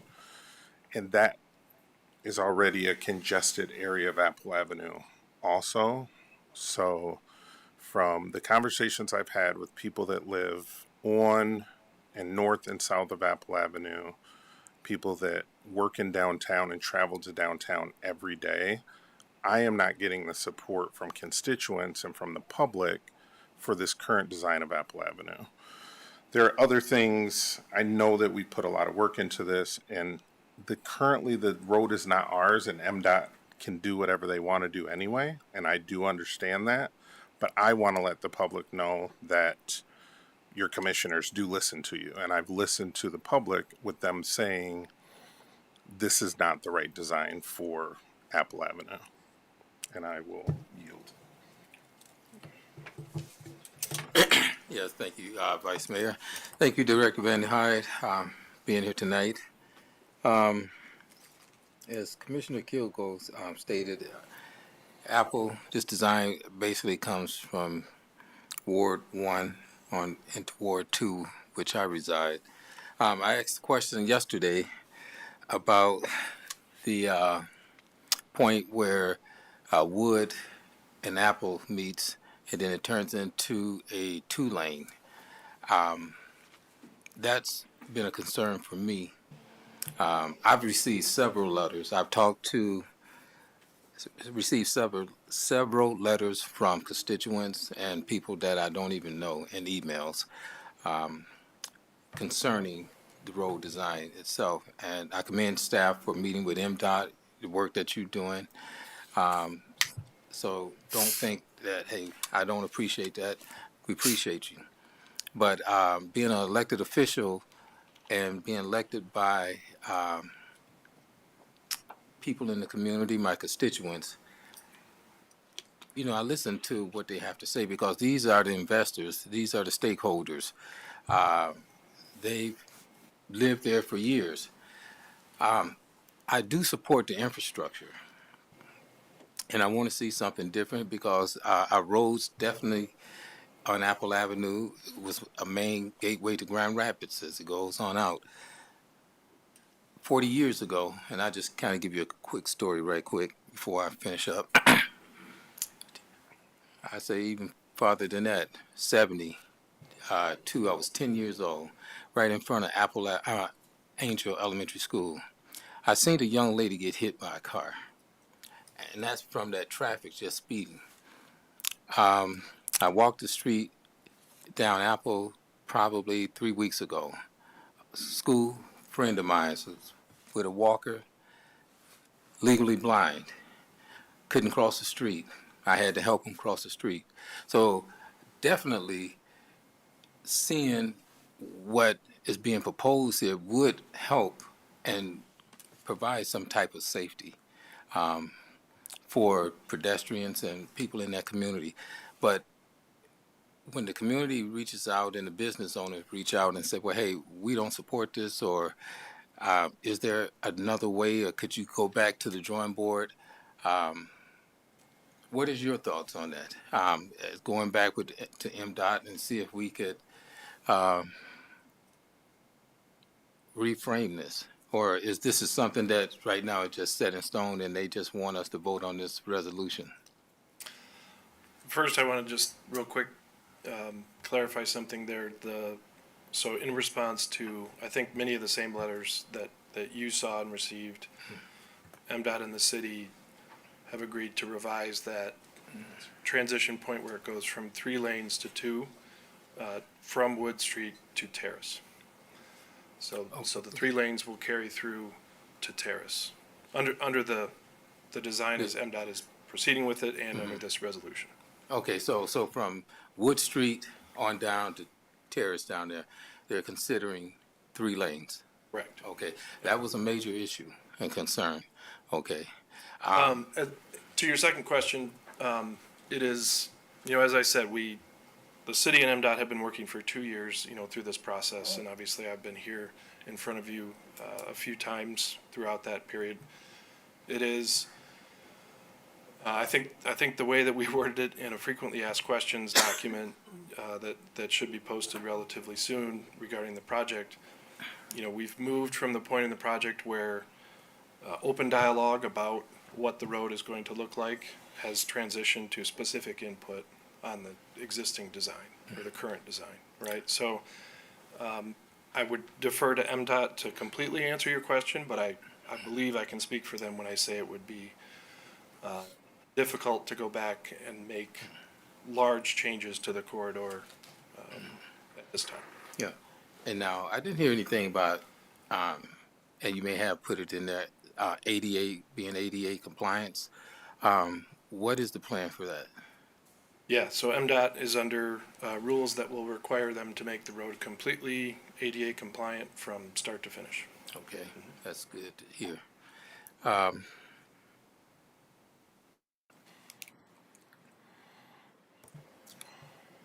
part where you said Wood to Terrace would be 3 lanes. Now, we have that in writing. That would be in writing. Yes, and that's called out in the resolution. I missed that.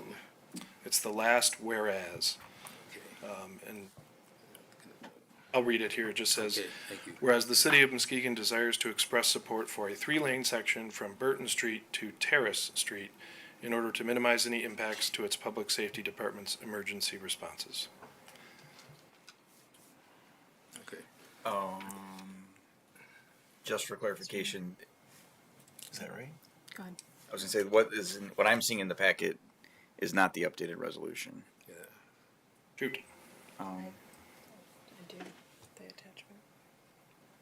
I see No, pages red. okay, so my device must be pulling an old resolution. The vice mayor shows correct. Disregard. Okay. That's what I'm looking right here. Let's see. Because I'm seeing 2 lanes right here. Are you And it will, just to be clear, it does still recommend 2 lanes from Terrace to Webster.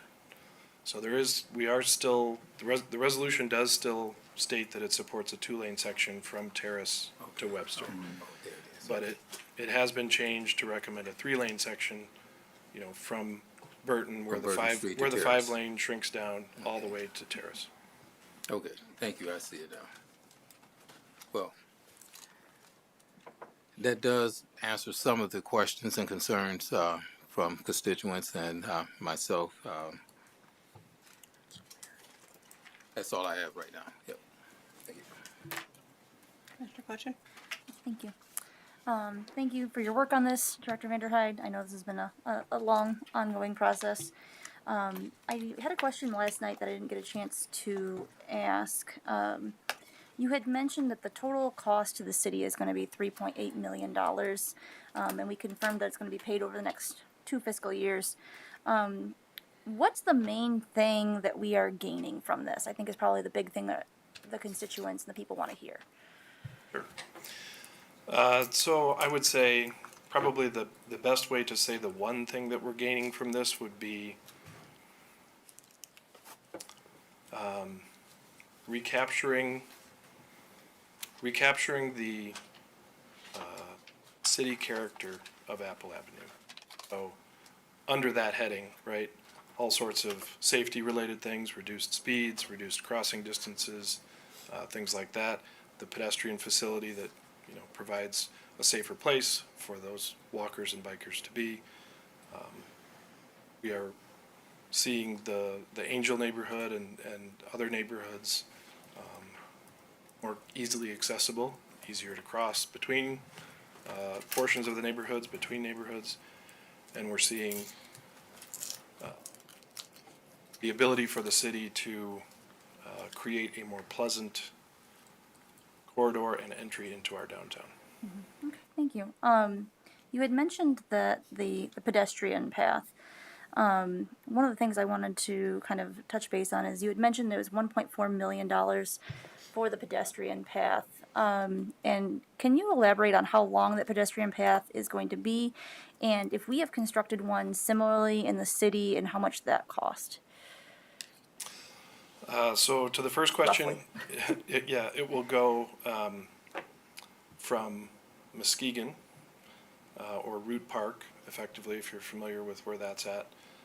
So from Muskegon Avenue to Burton Street. It's envisioned to continue past Burton Street, ideally someday over the highway and out to the township, and who knows where it goes from there.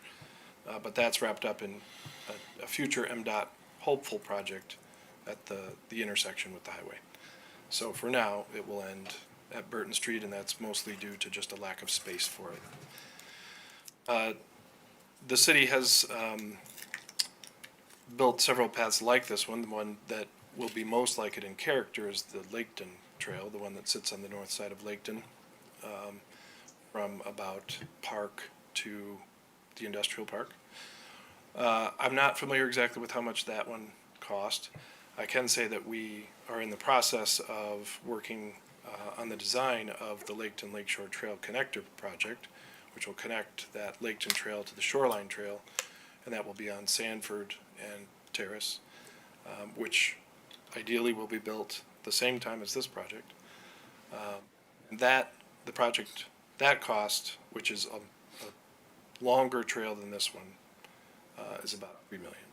Mm-hmm. So we are definitely benefiting, you know, in the cost department from MDOT's, you know, funding the major components of the project, right? So a lot of the traffic control, a lot of the curb work, restoration work, mobilization, which is the contractor's cost to get to the site and begin to work and things like that. Those are being covered by MDOT. And path only, essentially just the pavement associated with it, is what the city's paying for. Okay, thank you. There's concern, obviously, about the expense of the $3.8 million. Last night when we were discussing with MDOT, MDOT said that they would probably, that they would most likely do the project just with a couple of tweaks here and there, mostly with the midway turn, or not midway turns, but the midway pedestrian crossings. If we did not turn over ownership of the project, do you think that the $3.8 million needs to be spent either way, I guess is the question? So MDOT, just to be clear, when Mark was talking from MDOT about the portions that MDOT would do, that was in relation to the turnback question. If the city were not to commit the $1.4 million for the trail, MDOT is not planning to fund that themselves. So that the trail does not really fall under the statement that he made saying MDOT would do most of this anyway. This is a specific thing that the city's requested and funding would have to fund.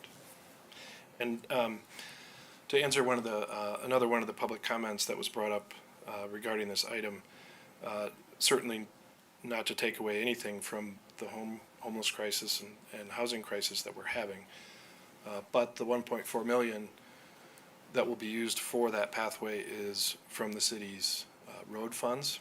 So that money came through the gas tax. It was collected at the pump, various other ways, registration fees, etc. And it must be spent on roads or non-motorized facilities. So again, not to take anything away from that issue, but this money, is not available to help. That is a very important distinction to make. Thank you very much for clearing that up, Director Vanderhyde. The one last thing I want to say is that I have gotten more of a mixed bag of comments in regards to this issue specifically.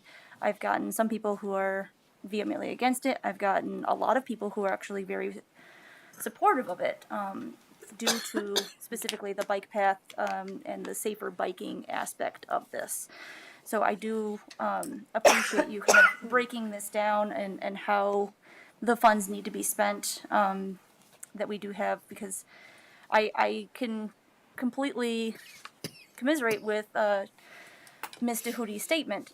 We do have an issue, and I do have concerns. The other thing I do want to note is I used to live over there off of Apple Avenue in the township with my dad when I first moved here, and I had to walk over that bridge over towards the Lees to go to the Social Security office, and I was scared to death. So I do think that having something over there would be beneficial, and I do see a lot of homeless individuals in that area, and so providing safer travel options for them in that area I think would be helpful. But I do give pause at the spending at this, this time when financial funding from the federal government especially is a concern. I think that the changes that we were discussed earlier from Wood Street in regards to the public safety concerns are positive. I'm more in support of the 3 lanes from Terrace to Burton, which for the folks at home, if you're watching and you don't know where that is, that's the fountain downtown all the way to the Lees on Apple. So it's a pretty big stretch that would be 3 lanes. The other question I wanted to ask you is, what exactly is that now? Is that 5 lanes currently, or is that 4? Sure. So just to clarify, the 3-lane section will end at Terrace. There used to be a fountain at that location, but there isn't now. Root Park is a few blocks further west. So the existing section on Apple is 5 lanes to Burton. That part is not changing. And then it is 4 lanes west of there all the way to Muskegon. And then it is currently 2 lanes from Muskegon to Webster. And those 4 lanes, as you get into downtown, sometimes get turned into right turn lanes and left lanes and things like that. But generally 4. Okay, so for the section we're discussing, which is most of the length of Apple, would be a reduction in 1 to 2 lanes depending on the area. The last thing I wanted to ask you about was that turn at Root Memorial Park.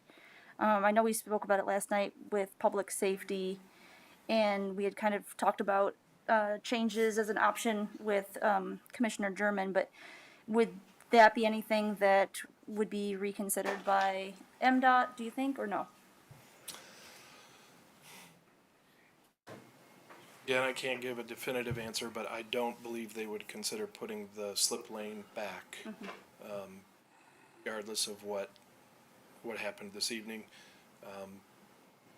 Based on the traffic level, it's just not necessary, and it contributes to folks entering the Apple corridor at a higher speed than they really should. Okay. Thank you very much. Commissioner Keener or Corman? Thank you.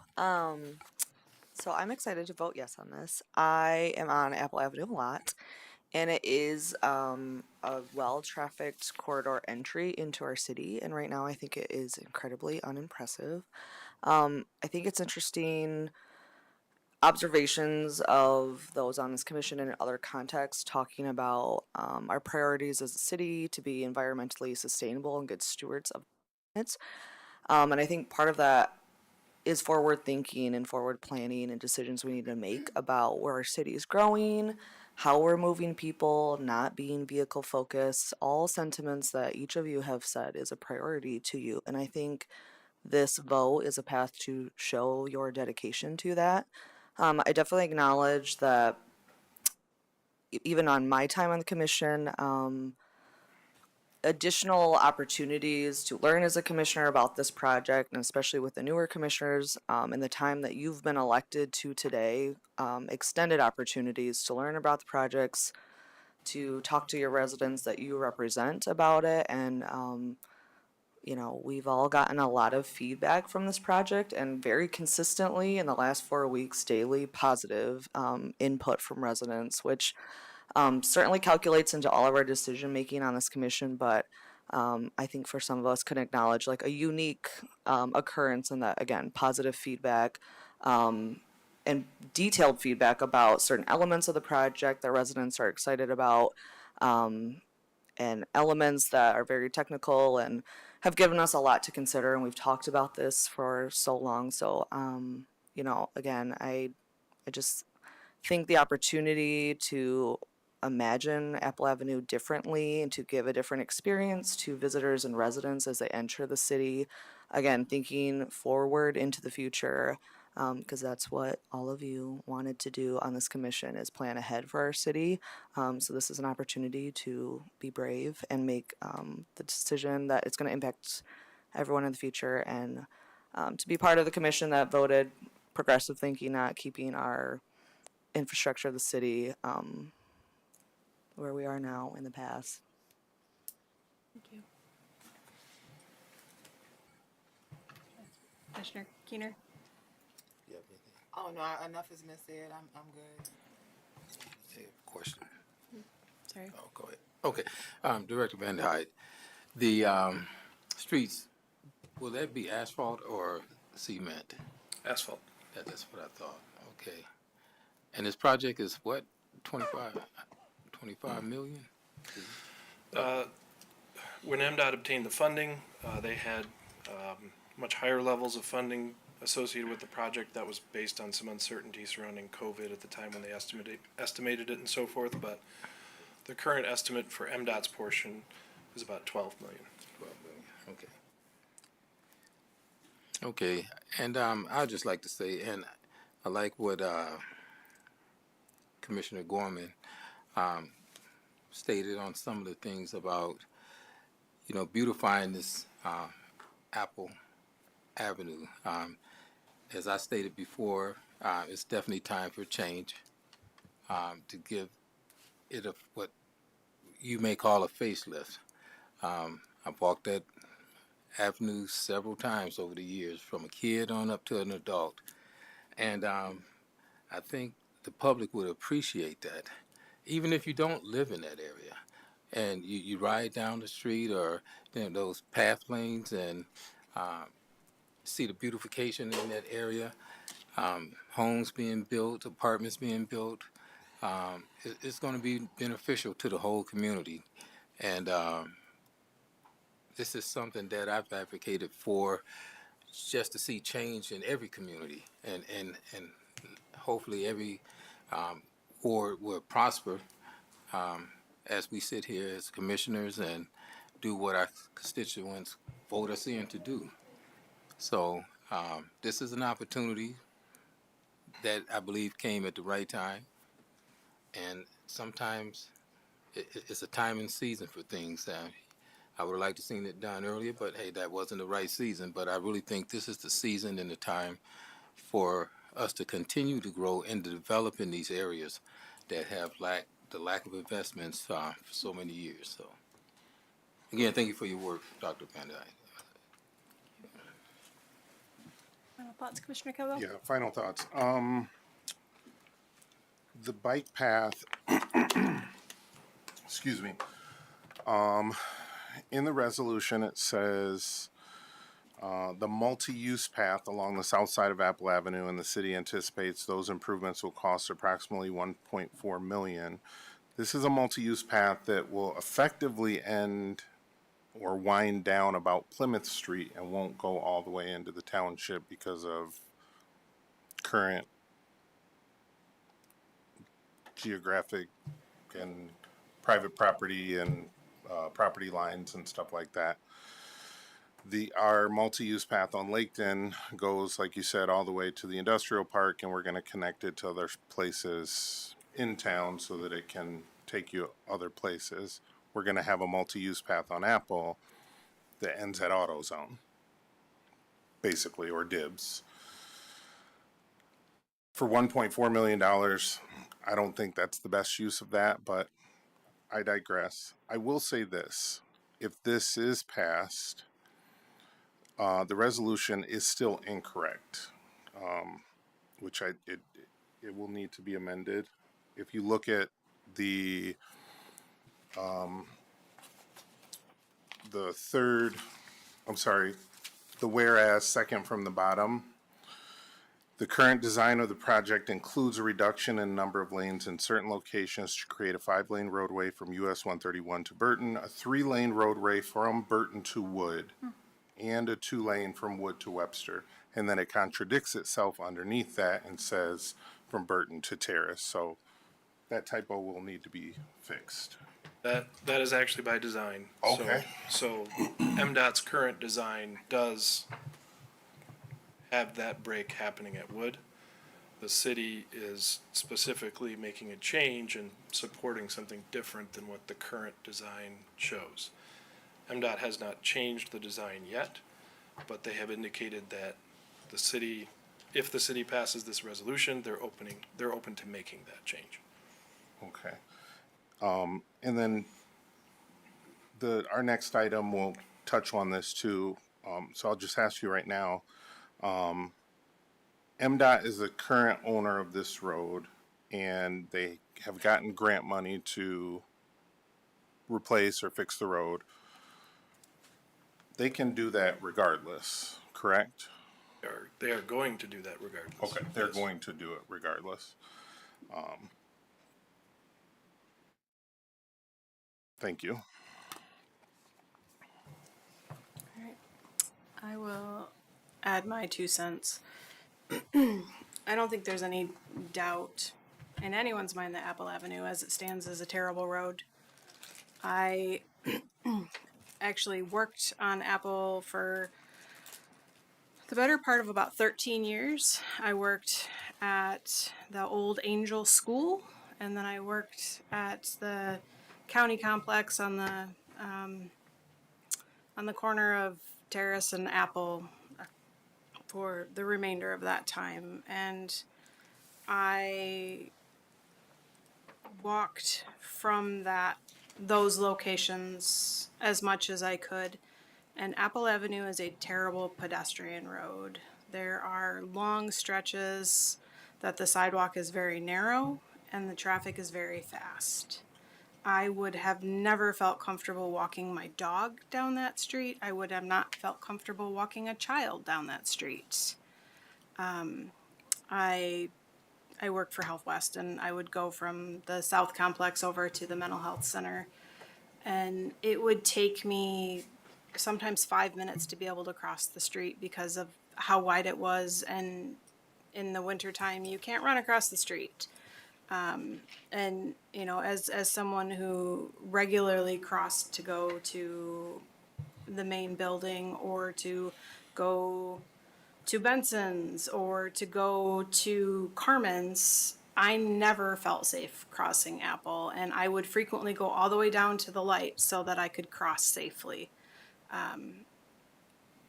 which I suppose is an option, but I don't think that that's something that most people are going to do, and it wasn't something that I always had the time for. I don't know how many people actually do walk Apple, but I can say that I walked it for years, and from a firsthand perspective, it is not a comfortable situation as a pedestrian. I've seen, speaking of the homeless issue, I've seen lots of folks pushing carts in the street because they couldn't do it on the sidewalk because it just isn't wide enough in a lot of places. And, it's just like I said, I don't think anybody is arguing that Apple Avenue is a good road. I also had the opportunity to be part of the Citizens Planner workshop for the past 5 weeks. We have one more week to go. And for 3 hours a night, several members of your commission and your planning commission and your general community have immersed themselves in the world of planning and zoning and how to be good stewards of our city. And as Mr. Gowan and Commissioner Kilgo referenced, we did speak on this very topic last week, and how streetscapes impact the feel of a community. And they showed slides, there was a quiz, and they showed slides of specific community features, and we were supposed to score them on, is this a place that you would feel comfortable and have a good sense of place in. And one of the slides that they showed could have been Apple Avenue, and it was scored at the lowest possible level because it wasn't meant for people. It was meant for cars, and it wasn't particularly successful for cars because these 4-lane roads aren't great for cars within cities, and there's a reason why they're moving to 3 lanes. I say this often, I'm a social worker. I'm not a planner, I am not an engineer, but I do know what I don't know. And I also know that there are folks who have put a lot of time and energy and brain juice into this that are telling us this is our very best work. And we have given them feedback and asked them to make changes, and they have. They've been incredibly responsive, and I haven't made it to every community engagement on this, but I've made it to several of them, and the level of responsiveness to MDOT was really incredible. I know not everybody loves government agencies, but it's clear that they care about their work and they want to do good work. I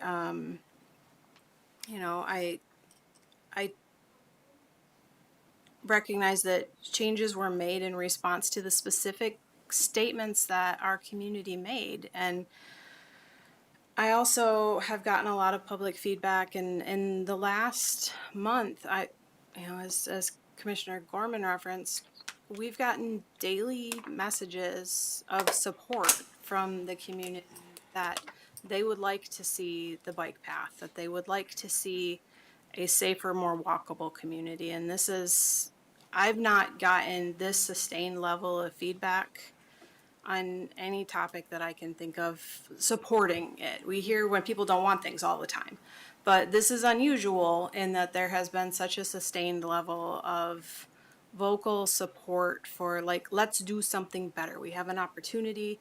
MDOT is paying for most of this. So, I understand that it is still very expensive, and I don't want to discount that, but we have to make investments in our community. And I think that this is such an opportunity for us to do something incredible. And I also know that there is no way to make everyone happy. We cannot. If you are making everyone happy, then you are a myth. As a elected official, my job is not to make everyone happy, and I know I never will. My job is to make the least amount of people unhappy. So if everybody's always a little mad at me, I'm probably doing it right. With that, I think that we're never going to have this exactly the way that somebody wants it, and there's always going to be something that in the future we'll look back and go, darn, that was a missed opportunity. We could have done one more thing. But I do think that So much of this is not in our control, and this is our opportunity to put our thumb on the scale and how we want to move forward as a community and do something different. So with that, roll call, please. Commissioner Keener, Yes. Commissioner German, Yes. Commissioner Gorman, Yes. Commissioner Cochin,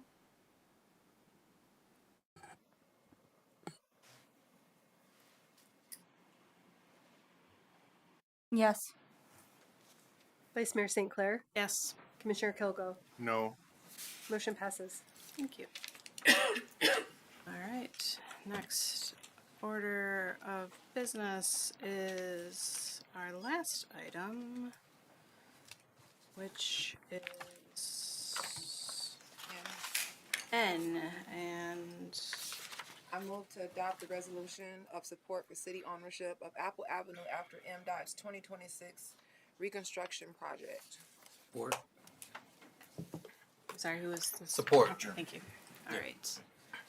Commissioner Keener. Just a few questions. I don't want to take a whole lot of time because we spent a great deal of time already and a great deal of time yesterday. I did not get to ask a question yesterday though in regards to when you were talking about the maintenance, when we have to take over the maintenance financially, as cost of maintenance increases, and you said it will increase, will the citizens bear the burden, bear the burden of that increase, that cost? And if so, if we will, where will this money come from? Will it be millage? Will it? How will we make up for that Sure. cost?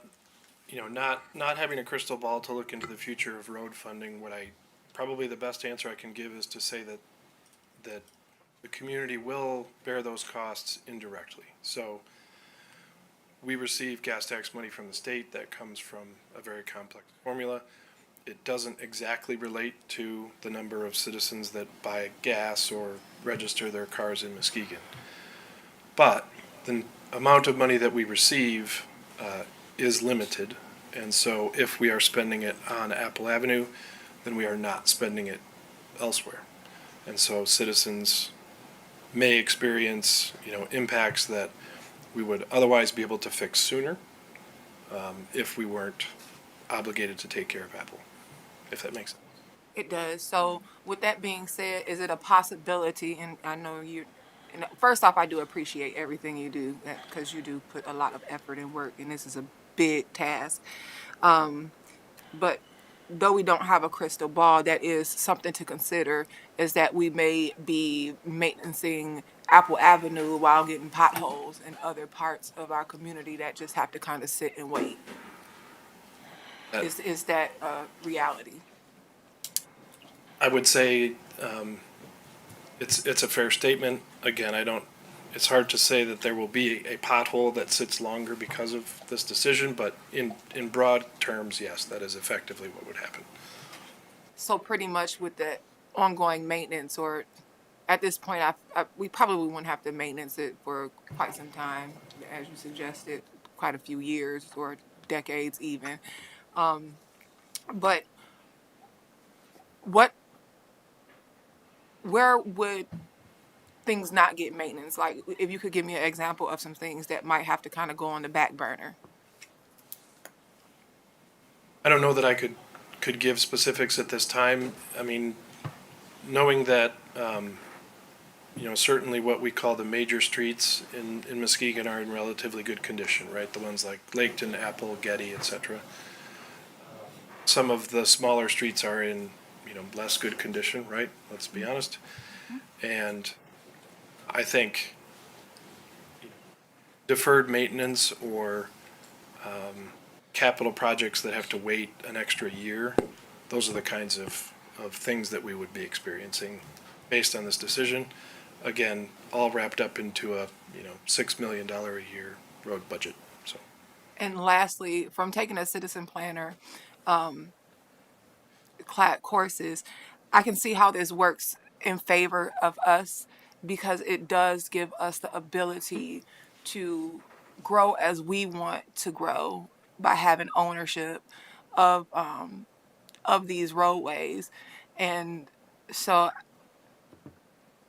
I and so many of my counterparts have spoken about that. We've gotten so many calls, so many emails, letters in the mailbox and stuff.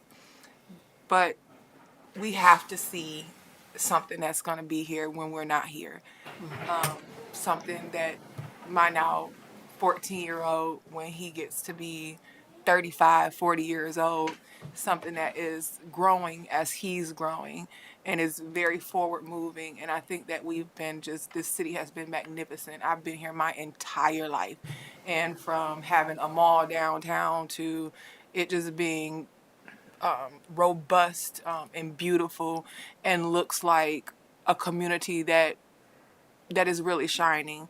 It doesn't look old like some communities go to. It just has its certain niche, this Muskegon niche. So just so my constituents know, it is a very difficult decision, but like Vice Mayor said, that I would rather be on the wrong side of right when it comes to some of the decisions that I have to make, because it's ultimately for our future. And even though it feels uncomfortable when Peck went from a one way and Sanford went from a one way to a two way, it took me forever to keep not turning down the wrong road. But it was something over time that I got used to. Even downtown, when the turnabout came around, it was something we had to get used to. And that's just part of growing, and that's just part of community. It just takes a minute to get used to, but it's all for the betterment of the entire community. Thank you.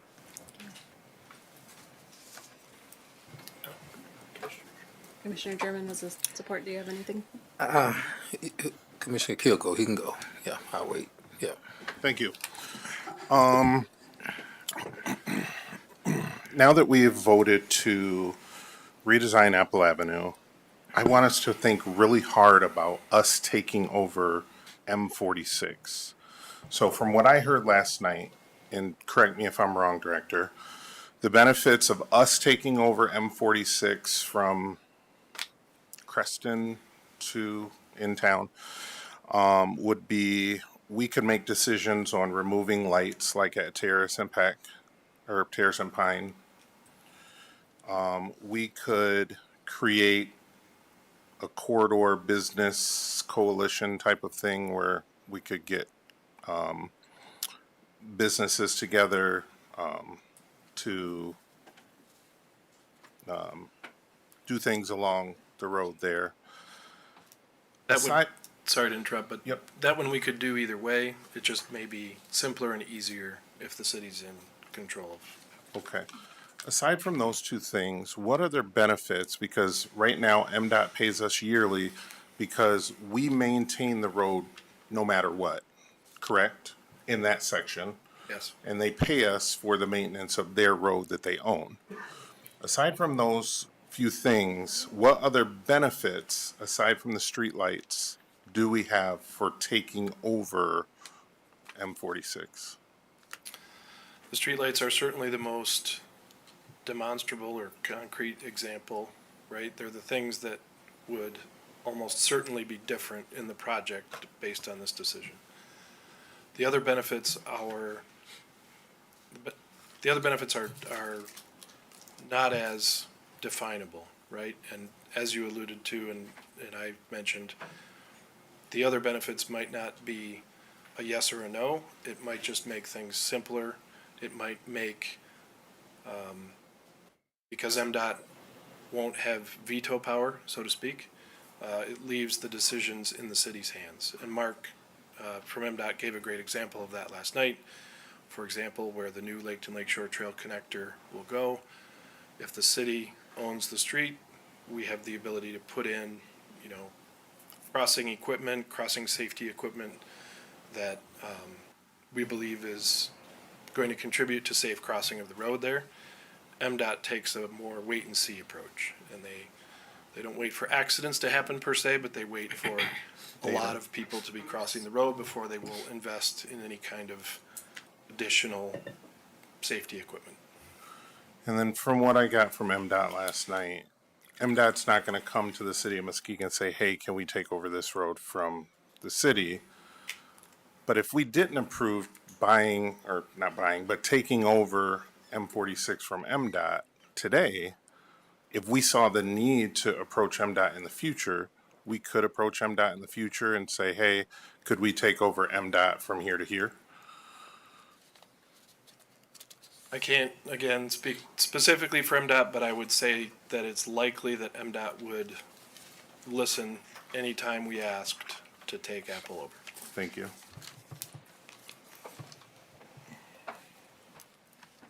Thank you, Commissioner Gilgo. That was actually a lot of my questions. The last one I did want to ask you, Director Vanderhyde, is the ability to ask MDOT to do kind of like what we're doing tonight. Say that we would support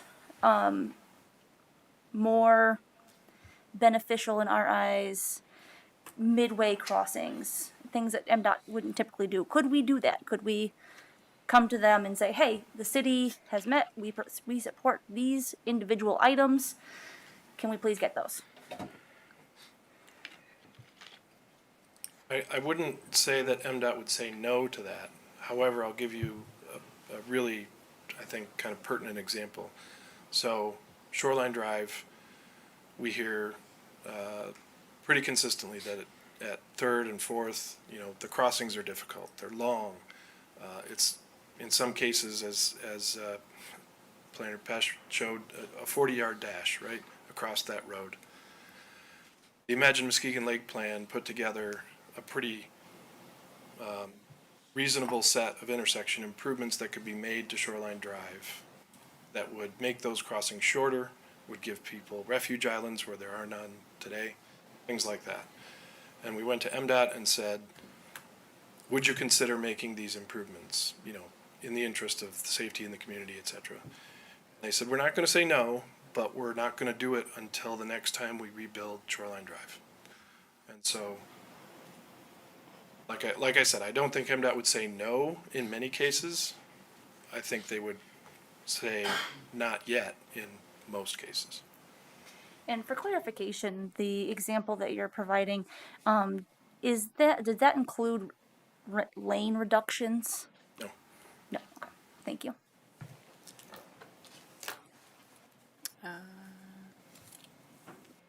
Commissioner Gorman, did you have anything before I go back?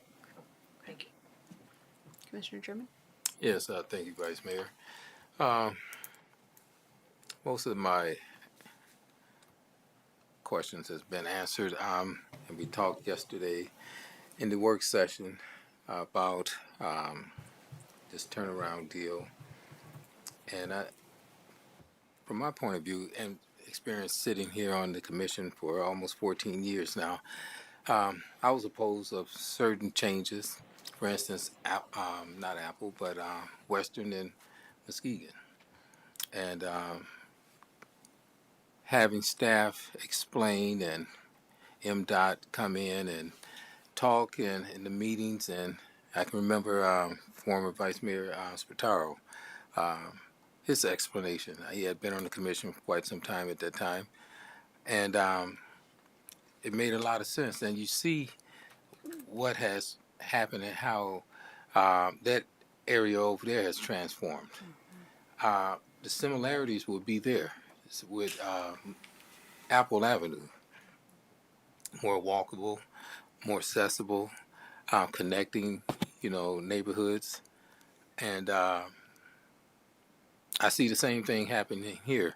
I said if I had an opportunity to vote for something that would enhance the community, to build and give people a more safe and better quality of life within their community, where they feel safe and walkable, a walkable community, I would advocate or vote in favor of that, and that's where I'm at now. I'm at that point.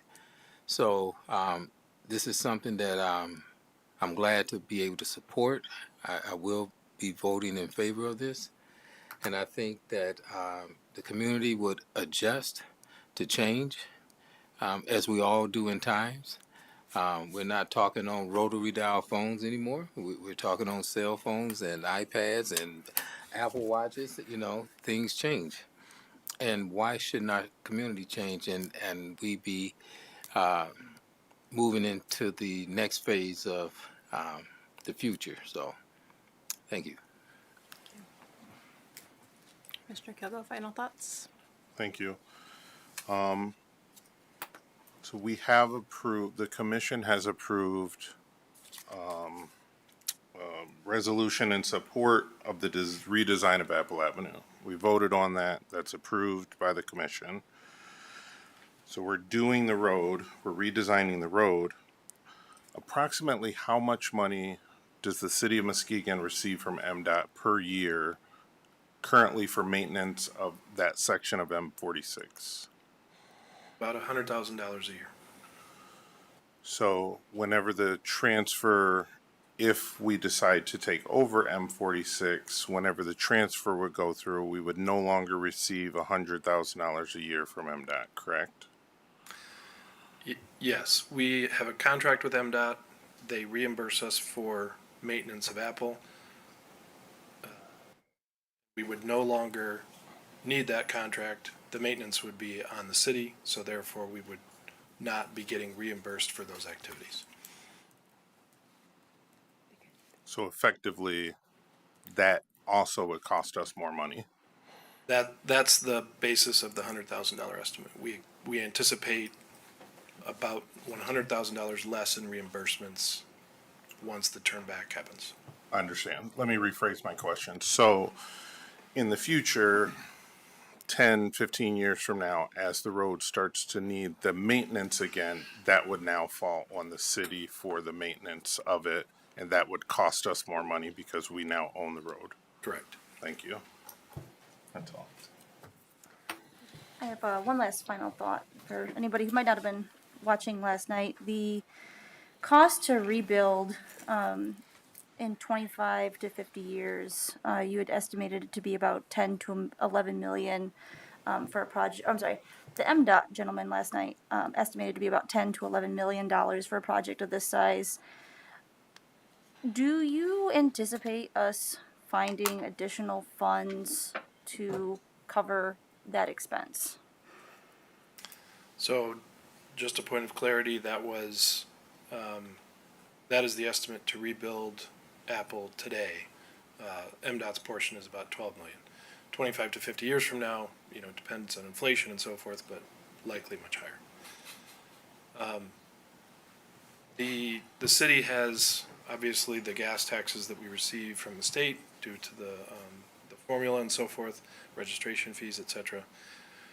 There's also federal funds that come through a committee made up of the cities, mostly in Muskegon County.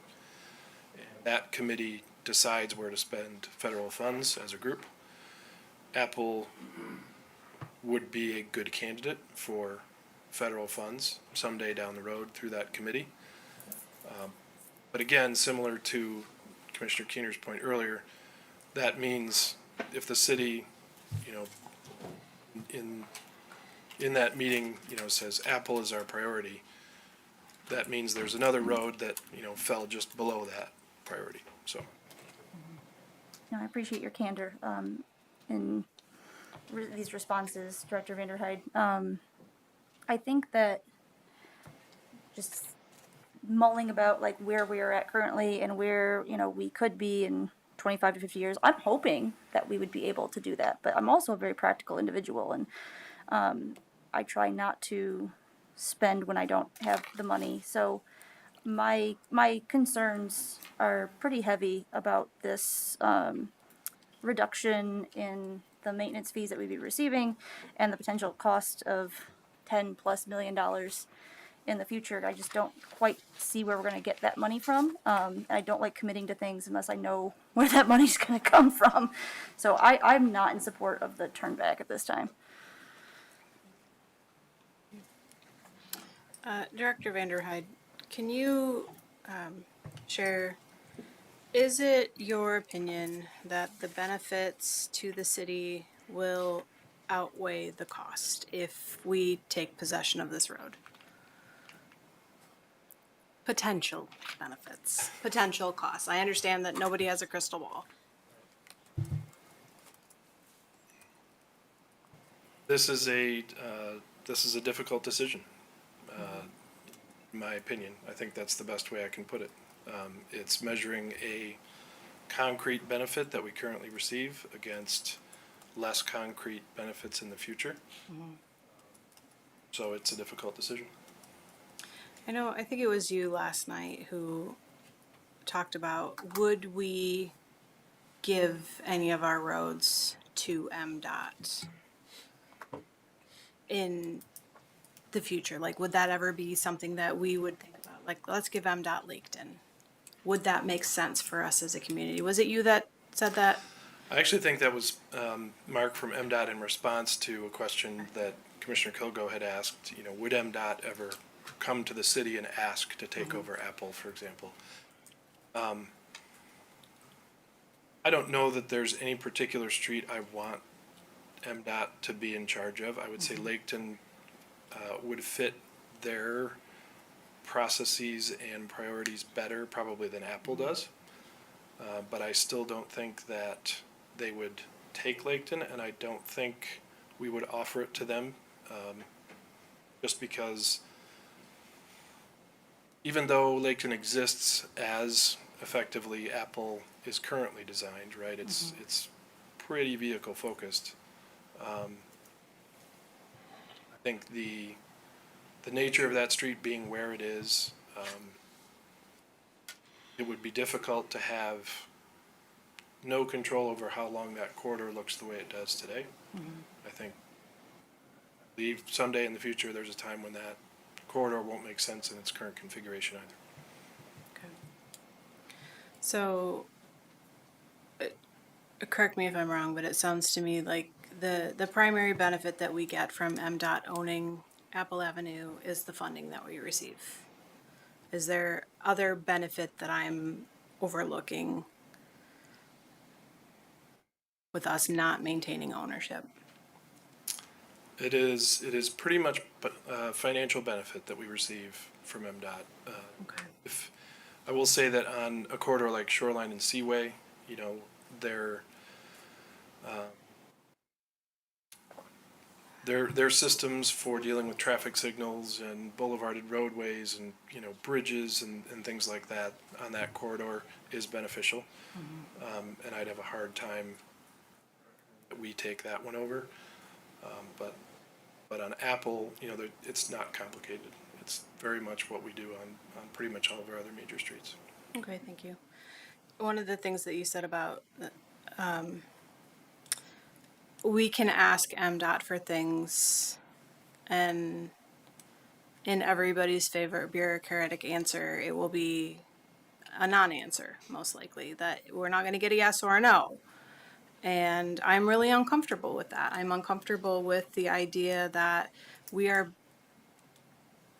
just voted to approve a very pedestrian-friendly roadway and then be at the mercy of MDOT to change the signals to meet the needs of those pedestrians. That gives me a lot of pause.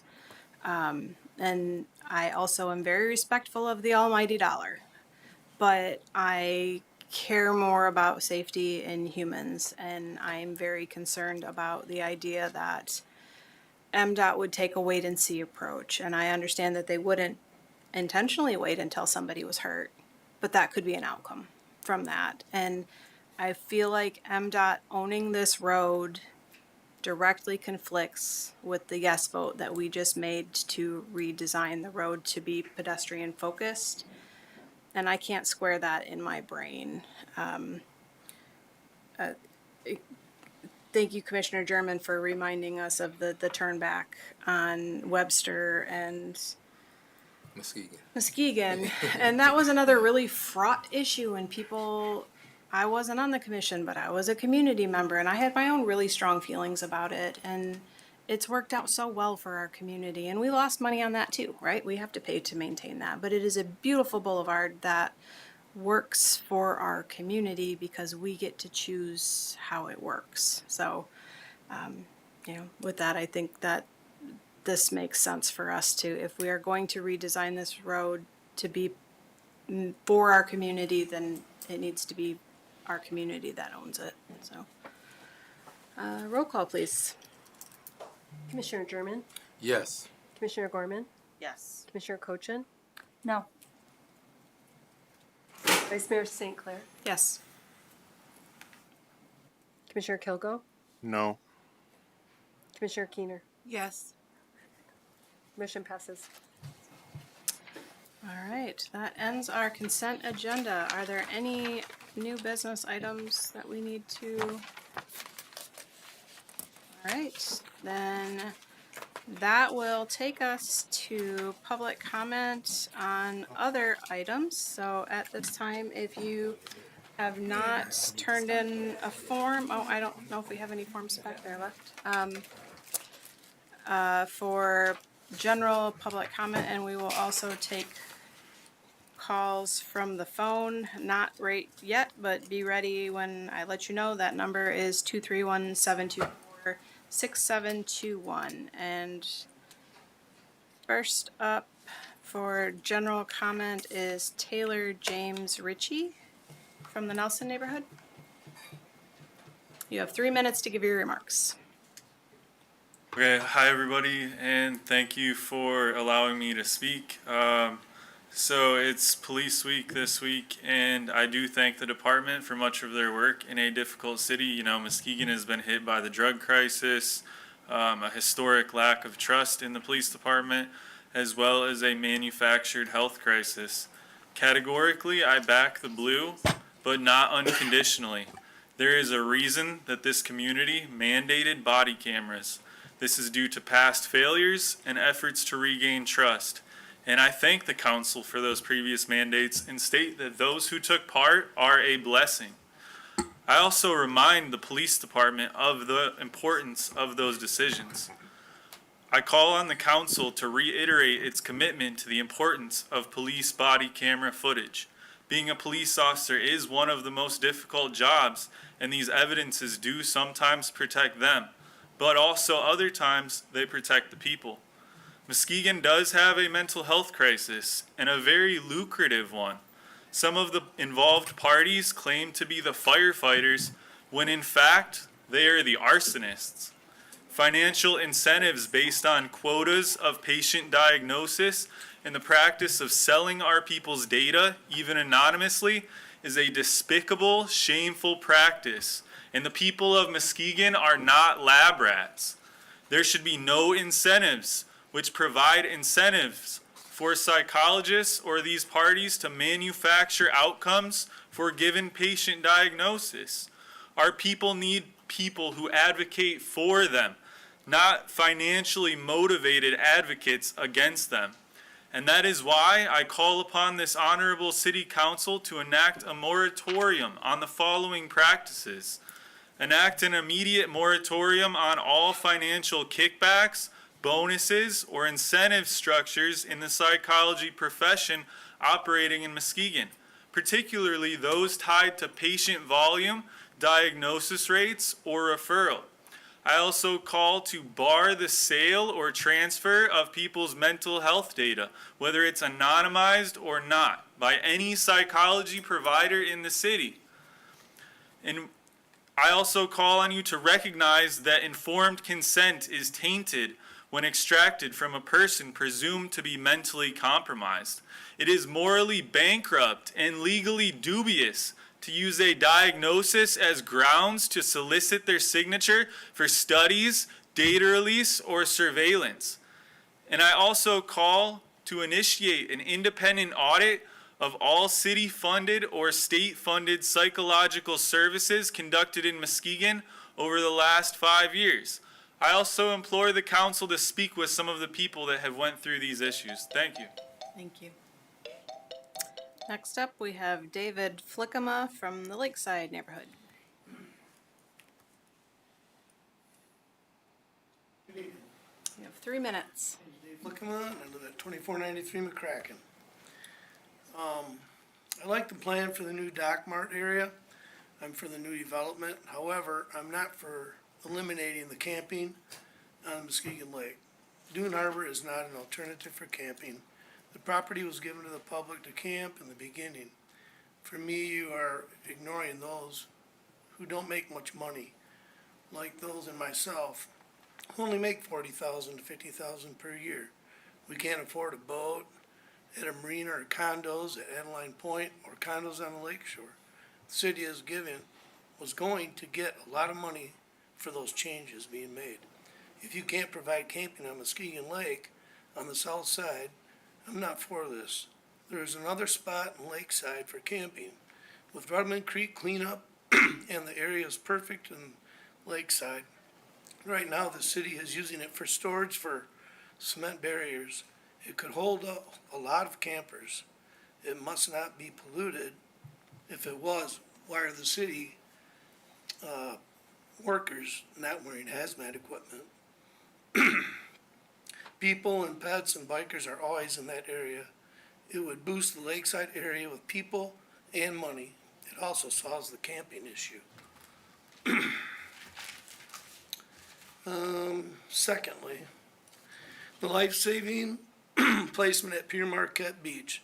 The life-saving station is 80 feet from the water and 40 feet from the road. If someone was in trouble in the lake, they would have to run 80 feet one way in the soft sand, run 80 feet back, plus keep an eye on the swimmer or the person drowning out there. And it is a lot, and that's a tough situation. The best place to walk and run on the water's edge. It is much firmer than the soft sand. This would give the person being rescued a better chance. There's also nothing in the area to the new bathrooms towards the water filtration plant. Also, the left turn lane, where it says don't turn left to go around the ovals, I see people turn left there all the time. They miss it.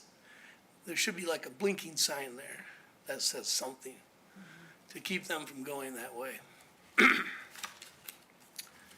And I'd like to add, I feel as if the city isn't helping the middle class.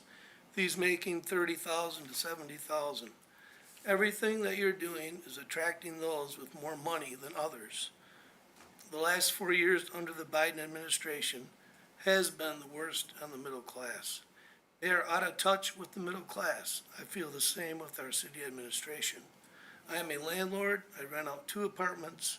I am cheap and don't raise rent just because other landlords have.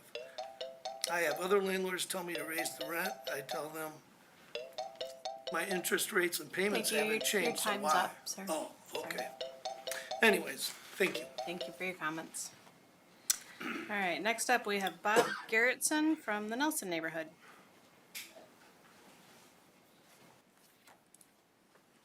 You have 3 minutes to provide your remarks. Thanks so much, and thanks to the commission tonight for all of the really, really good debate about the very important question about Apple Avenue.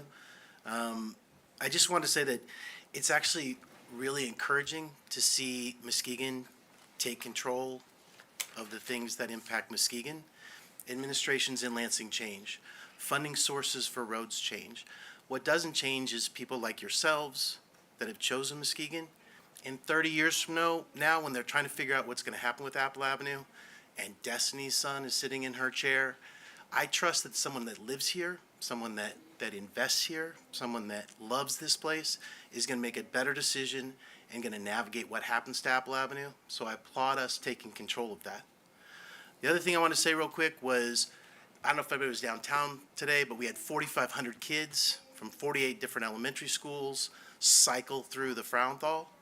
And it was an amazing sight. It really gives you a lot of joy about what goes on in Muskegon, about what goes on with the symphony, about how they support local education programs and local music programs in a time when funding's pretty tight. So in addition, I want to give a shout out to 2 of the public safety officers, Chris and Tony. I don't know if you know Chris, I gotta say like 6'8". And there's 4,500 kids going through, and the 2 of them were high-fiving everyone. And it made their day. It was just such a great welcome, Muskegon, welcome to these kids from all these different communities, welcome to our town. Let us show you what we can do. So the public safety folks were fantastic today. They kept everybody safe, but they also gave a lot of joy. So Thanks. Thank you. All right, next up we have Aaron Botbile-Mast again from Beechwood Bluffton neighborhood. I didn't plan to speak again, but stayed for the whole thing, so I thought might as well, because I did have a couple related things to mention. But first, thanks to all of you. Always when I impressed, and I met several of you personally, including Jay, who had his strong feelings and really reasons and thinks through things and analyzes things in a deep way. And I appreciate that everybody comes with not like a preordained agenda, but just like really works hard to do the right thing. So so I appreciate all of you for that. But also wanted to mention, kind of related to Apple Avenue corridor, the Muskegon County Bicycling Coalition and the fledgling Friends of Muskegon Parks that we're forming is organizing a cleanup of the Ambrosia kind of gully where that's owned by the DNR, where you're rebuilding the Amity Avenue. So that's on June 14th at 10 a.m.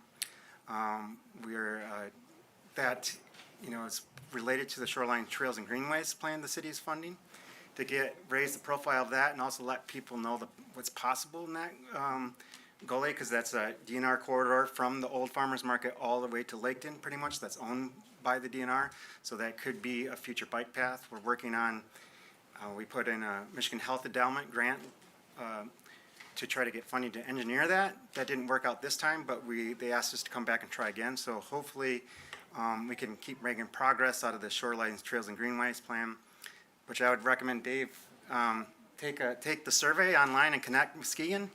Wanted to mention that too. There's a page so everybody take the survey. Mention that thing you see at the Amical site for the campground. I don't know if I want a campground there, but I definitely want that to be a park instead of just a storage area for the DPW. I hope that's okay, Dan. Because that is a cool spot that more could be done with. But wanted to mention doing that, and hopefully that become an annual thing. We talked to Big Rob Roundtree about it, and he was pretty interested and had a lot of profound things to say about that gully and getting attention on it. So that's just the start of that. So I wanted to mention that and mention the survey. So thank you again, and appreciate support for those things. Thank you. Thank you. All right, next we have up Darlene DeHoody again from the City of Norton Shores. Okay. Darlene DeHoody from Norton Shores. I would like to recommend that if any of you have not been to Fisherman's Landing, that you go there and experience what people experience when they go there. It is extremely well run. I would recommend that the managers get an award for what they've done in the last 10 years. It is simple. People get what they need. They don't have anything extra. It is affordable. It helps people's mental health. They can fish there. It's a community park. And you do not sell public parks, period. So how that ever got in the mix, I don't know, but apparently it's been 30 years that people have been after that little wonderful piece of land. It's protected. You will never replace it. There isn't anything else that will replace it. Dune Harbor Park can't.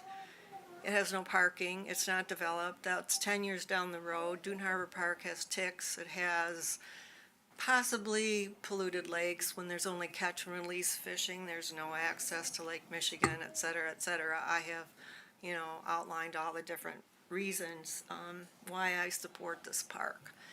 I don't have any connection with anybody there. I'm not going to gain anything from even saying all these things to you other than the fact that I stand for nature. And when nature is going to be destroyed, that's when I come to the microphone. I don't enjoy being up here, that's for sure. I also support people.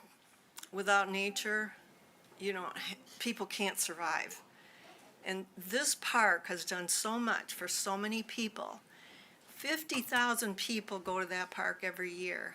Name me one other park in Muskegon that occurs in. And also, they're no cost to the city and making an amazing profit, which they plow back into the park and into the community. So, that's why I really looked into this, and the more I looked into this, the more I find that Fisherman's Landing has been treated unfairly. Their side of the story has never been told. They have never been given the time at the microphone to even say all of these things. People on the ground level are for Fisherman's Landing. Other places, like the Chamber of Commerce or other groups, they're not the people on the ground. Those are people that have different avenues that they want to achieve. And all I can say is Fisherman's Landing has gotten the short end of the stick, and they shouldn't, because the facts are on their side. It's a wonderful place that serves a lot of people, and I'm just all in favor of what they do. So please visit them and see what everybody enjoys, and please don't destroy it, for God's sake. Thank you. Thank you. All right, next we have Blake Johnson from East Muskegon. You have 3 minutes to give your remarks. Hi, my name is Blake Johnson. Just wanted to kind of give a bit about something that I'm trying to get started here. It's called the Youth Economic Core. Give you like a synopsis of what it is.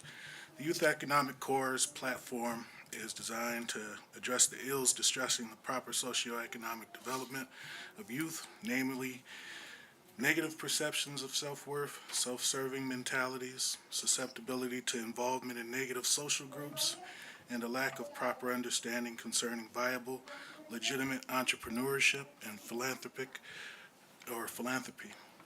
Through its simple and efficient program, which consists of volunteer projects, fraternal, sororal, and communal orders, and an easy-to-use website, all dedicated to providing youth with the opportunity to open the doors to socioeconomic success and sustainability.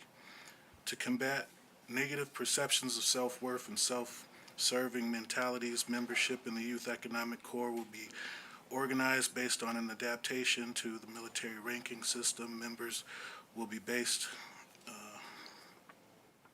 able to attain 18 ranks through participation in volunteer projects.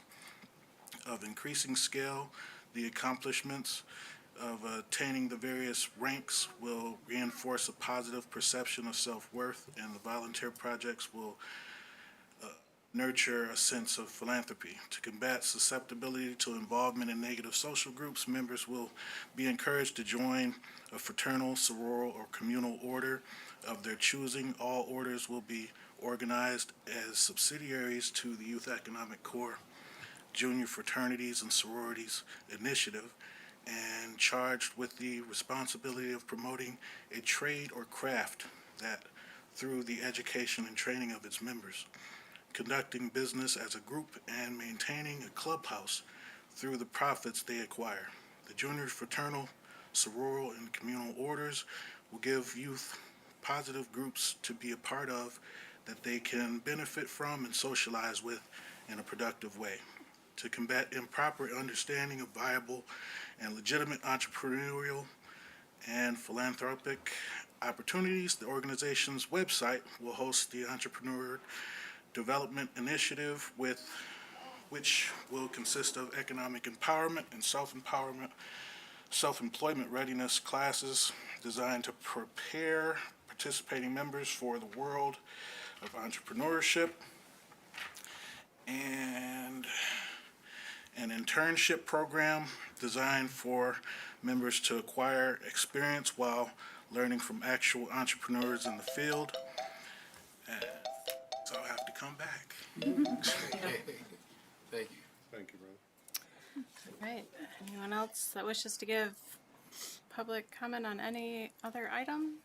All right, at this time, if you want to call from home, that number again is 231-724-6721.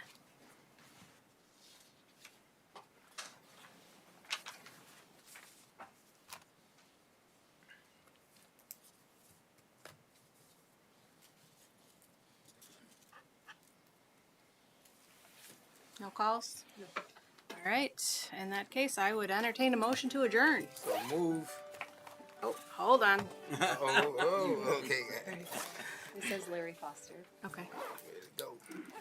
You've reached the city commission meeting. Can you state your name and your neighborhood and let us know what you're calling about? You have 3 minutes. Hi, this is Diane Foster, 135 Ottawa Street, Muskegon, Michigan. I was been watching the meeting all evening, and I was calling because I had seen people speak about I didn't see anything on the agenda about it. I don't know if I missed it or not, but I wanted to know, back when we tore the Cobb plant down, they dredged that whole area to be the deep water port. What happened to that plan?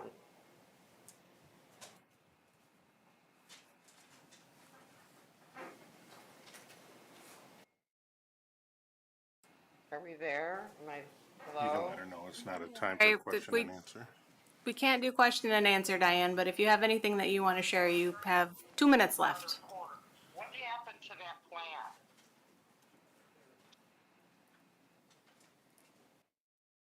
Hello? Diane, if you have anything that you want to share, now is the time. We won't do question and answer right now.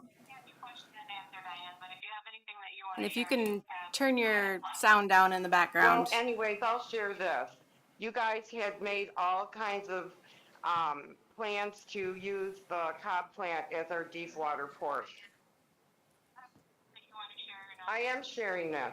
I'm sharing it. I'm not asking you any questions. There's a delay. See, you know what, you guys shut me down because I remember everything. I remember everything. That's terrible. All I asked is I'm sharing the fact that that's what we were doing.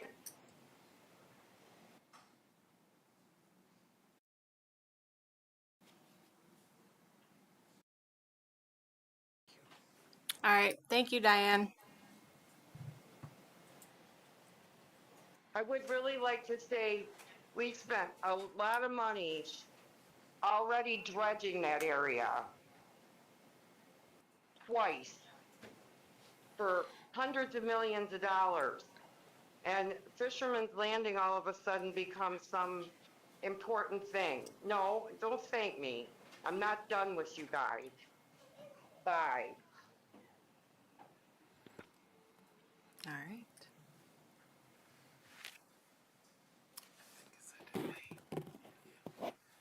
Okay, Nope.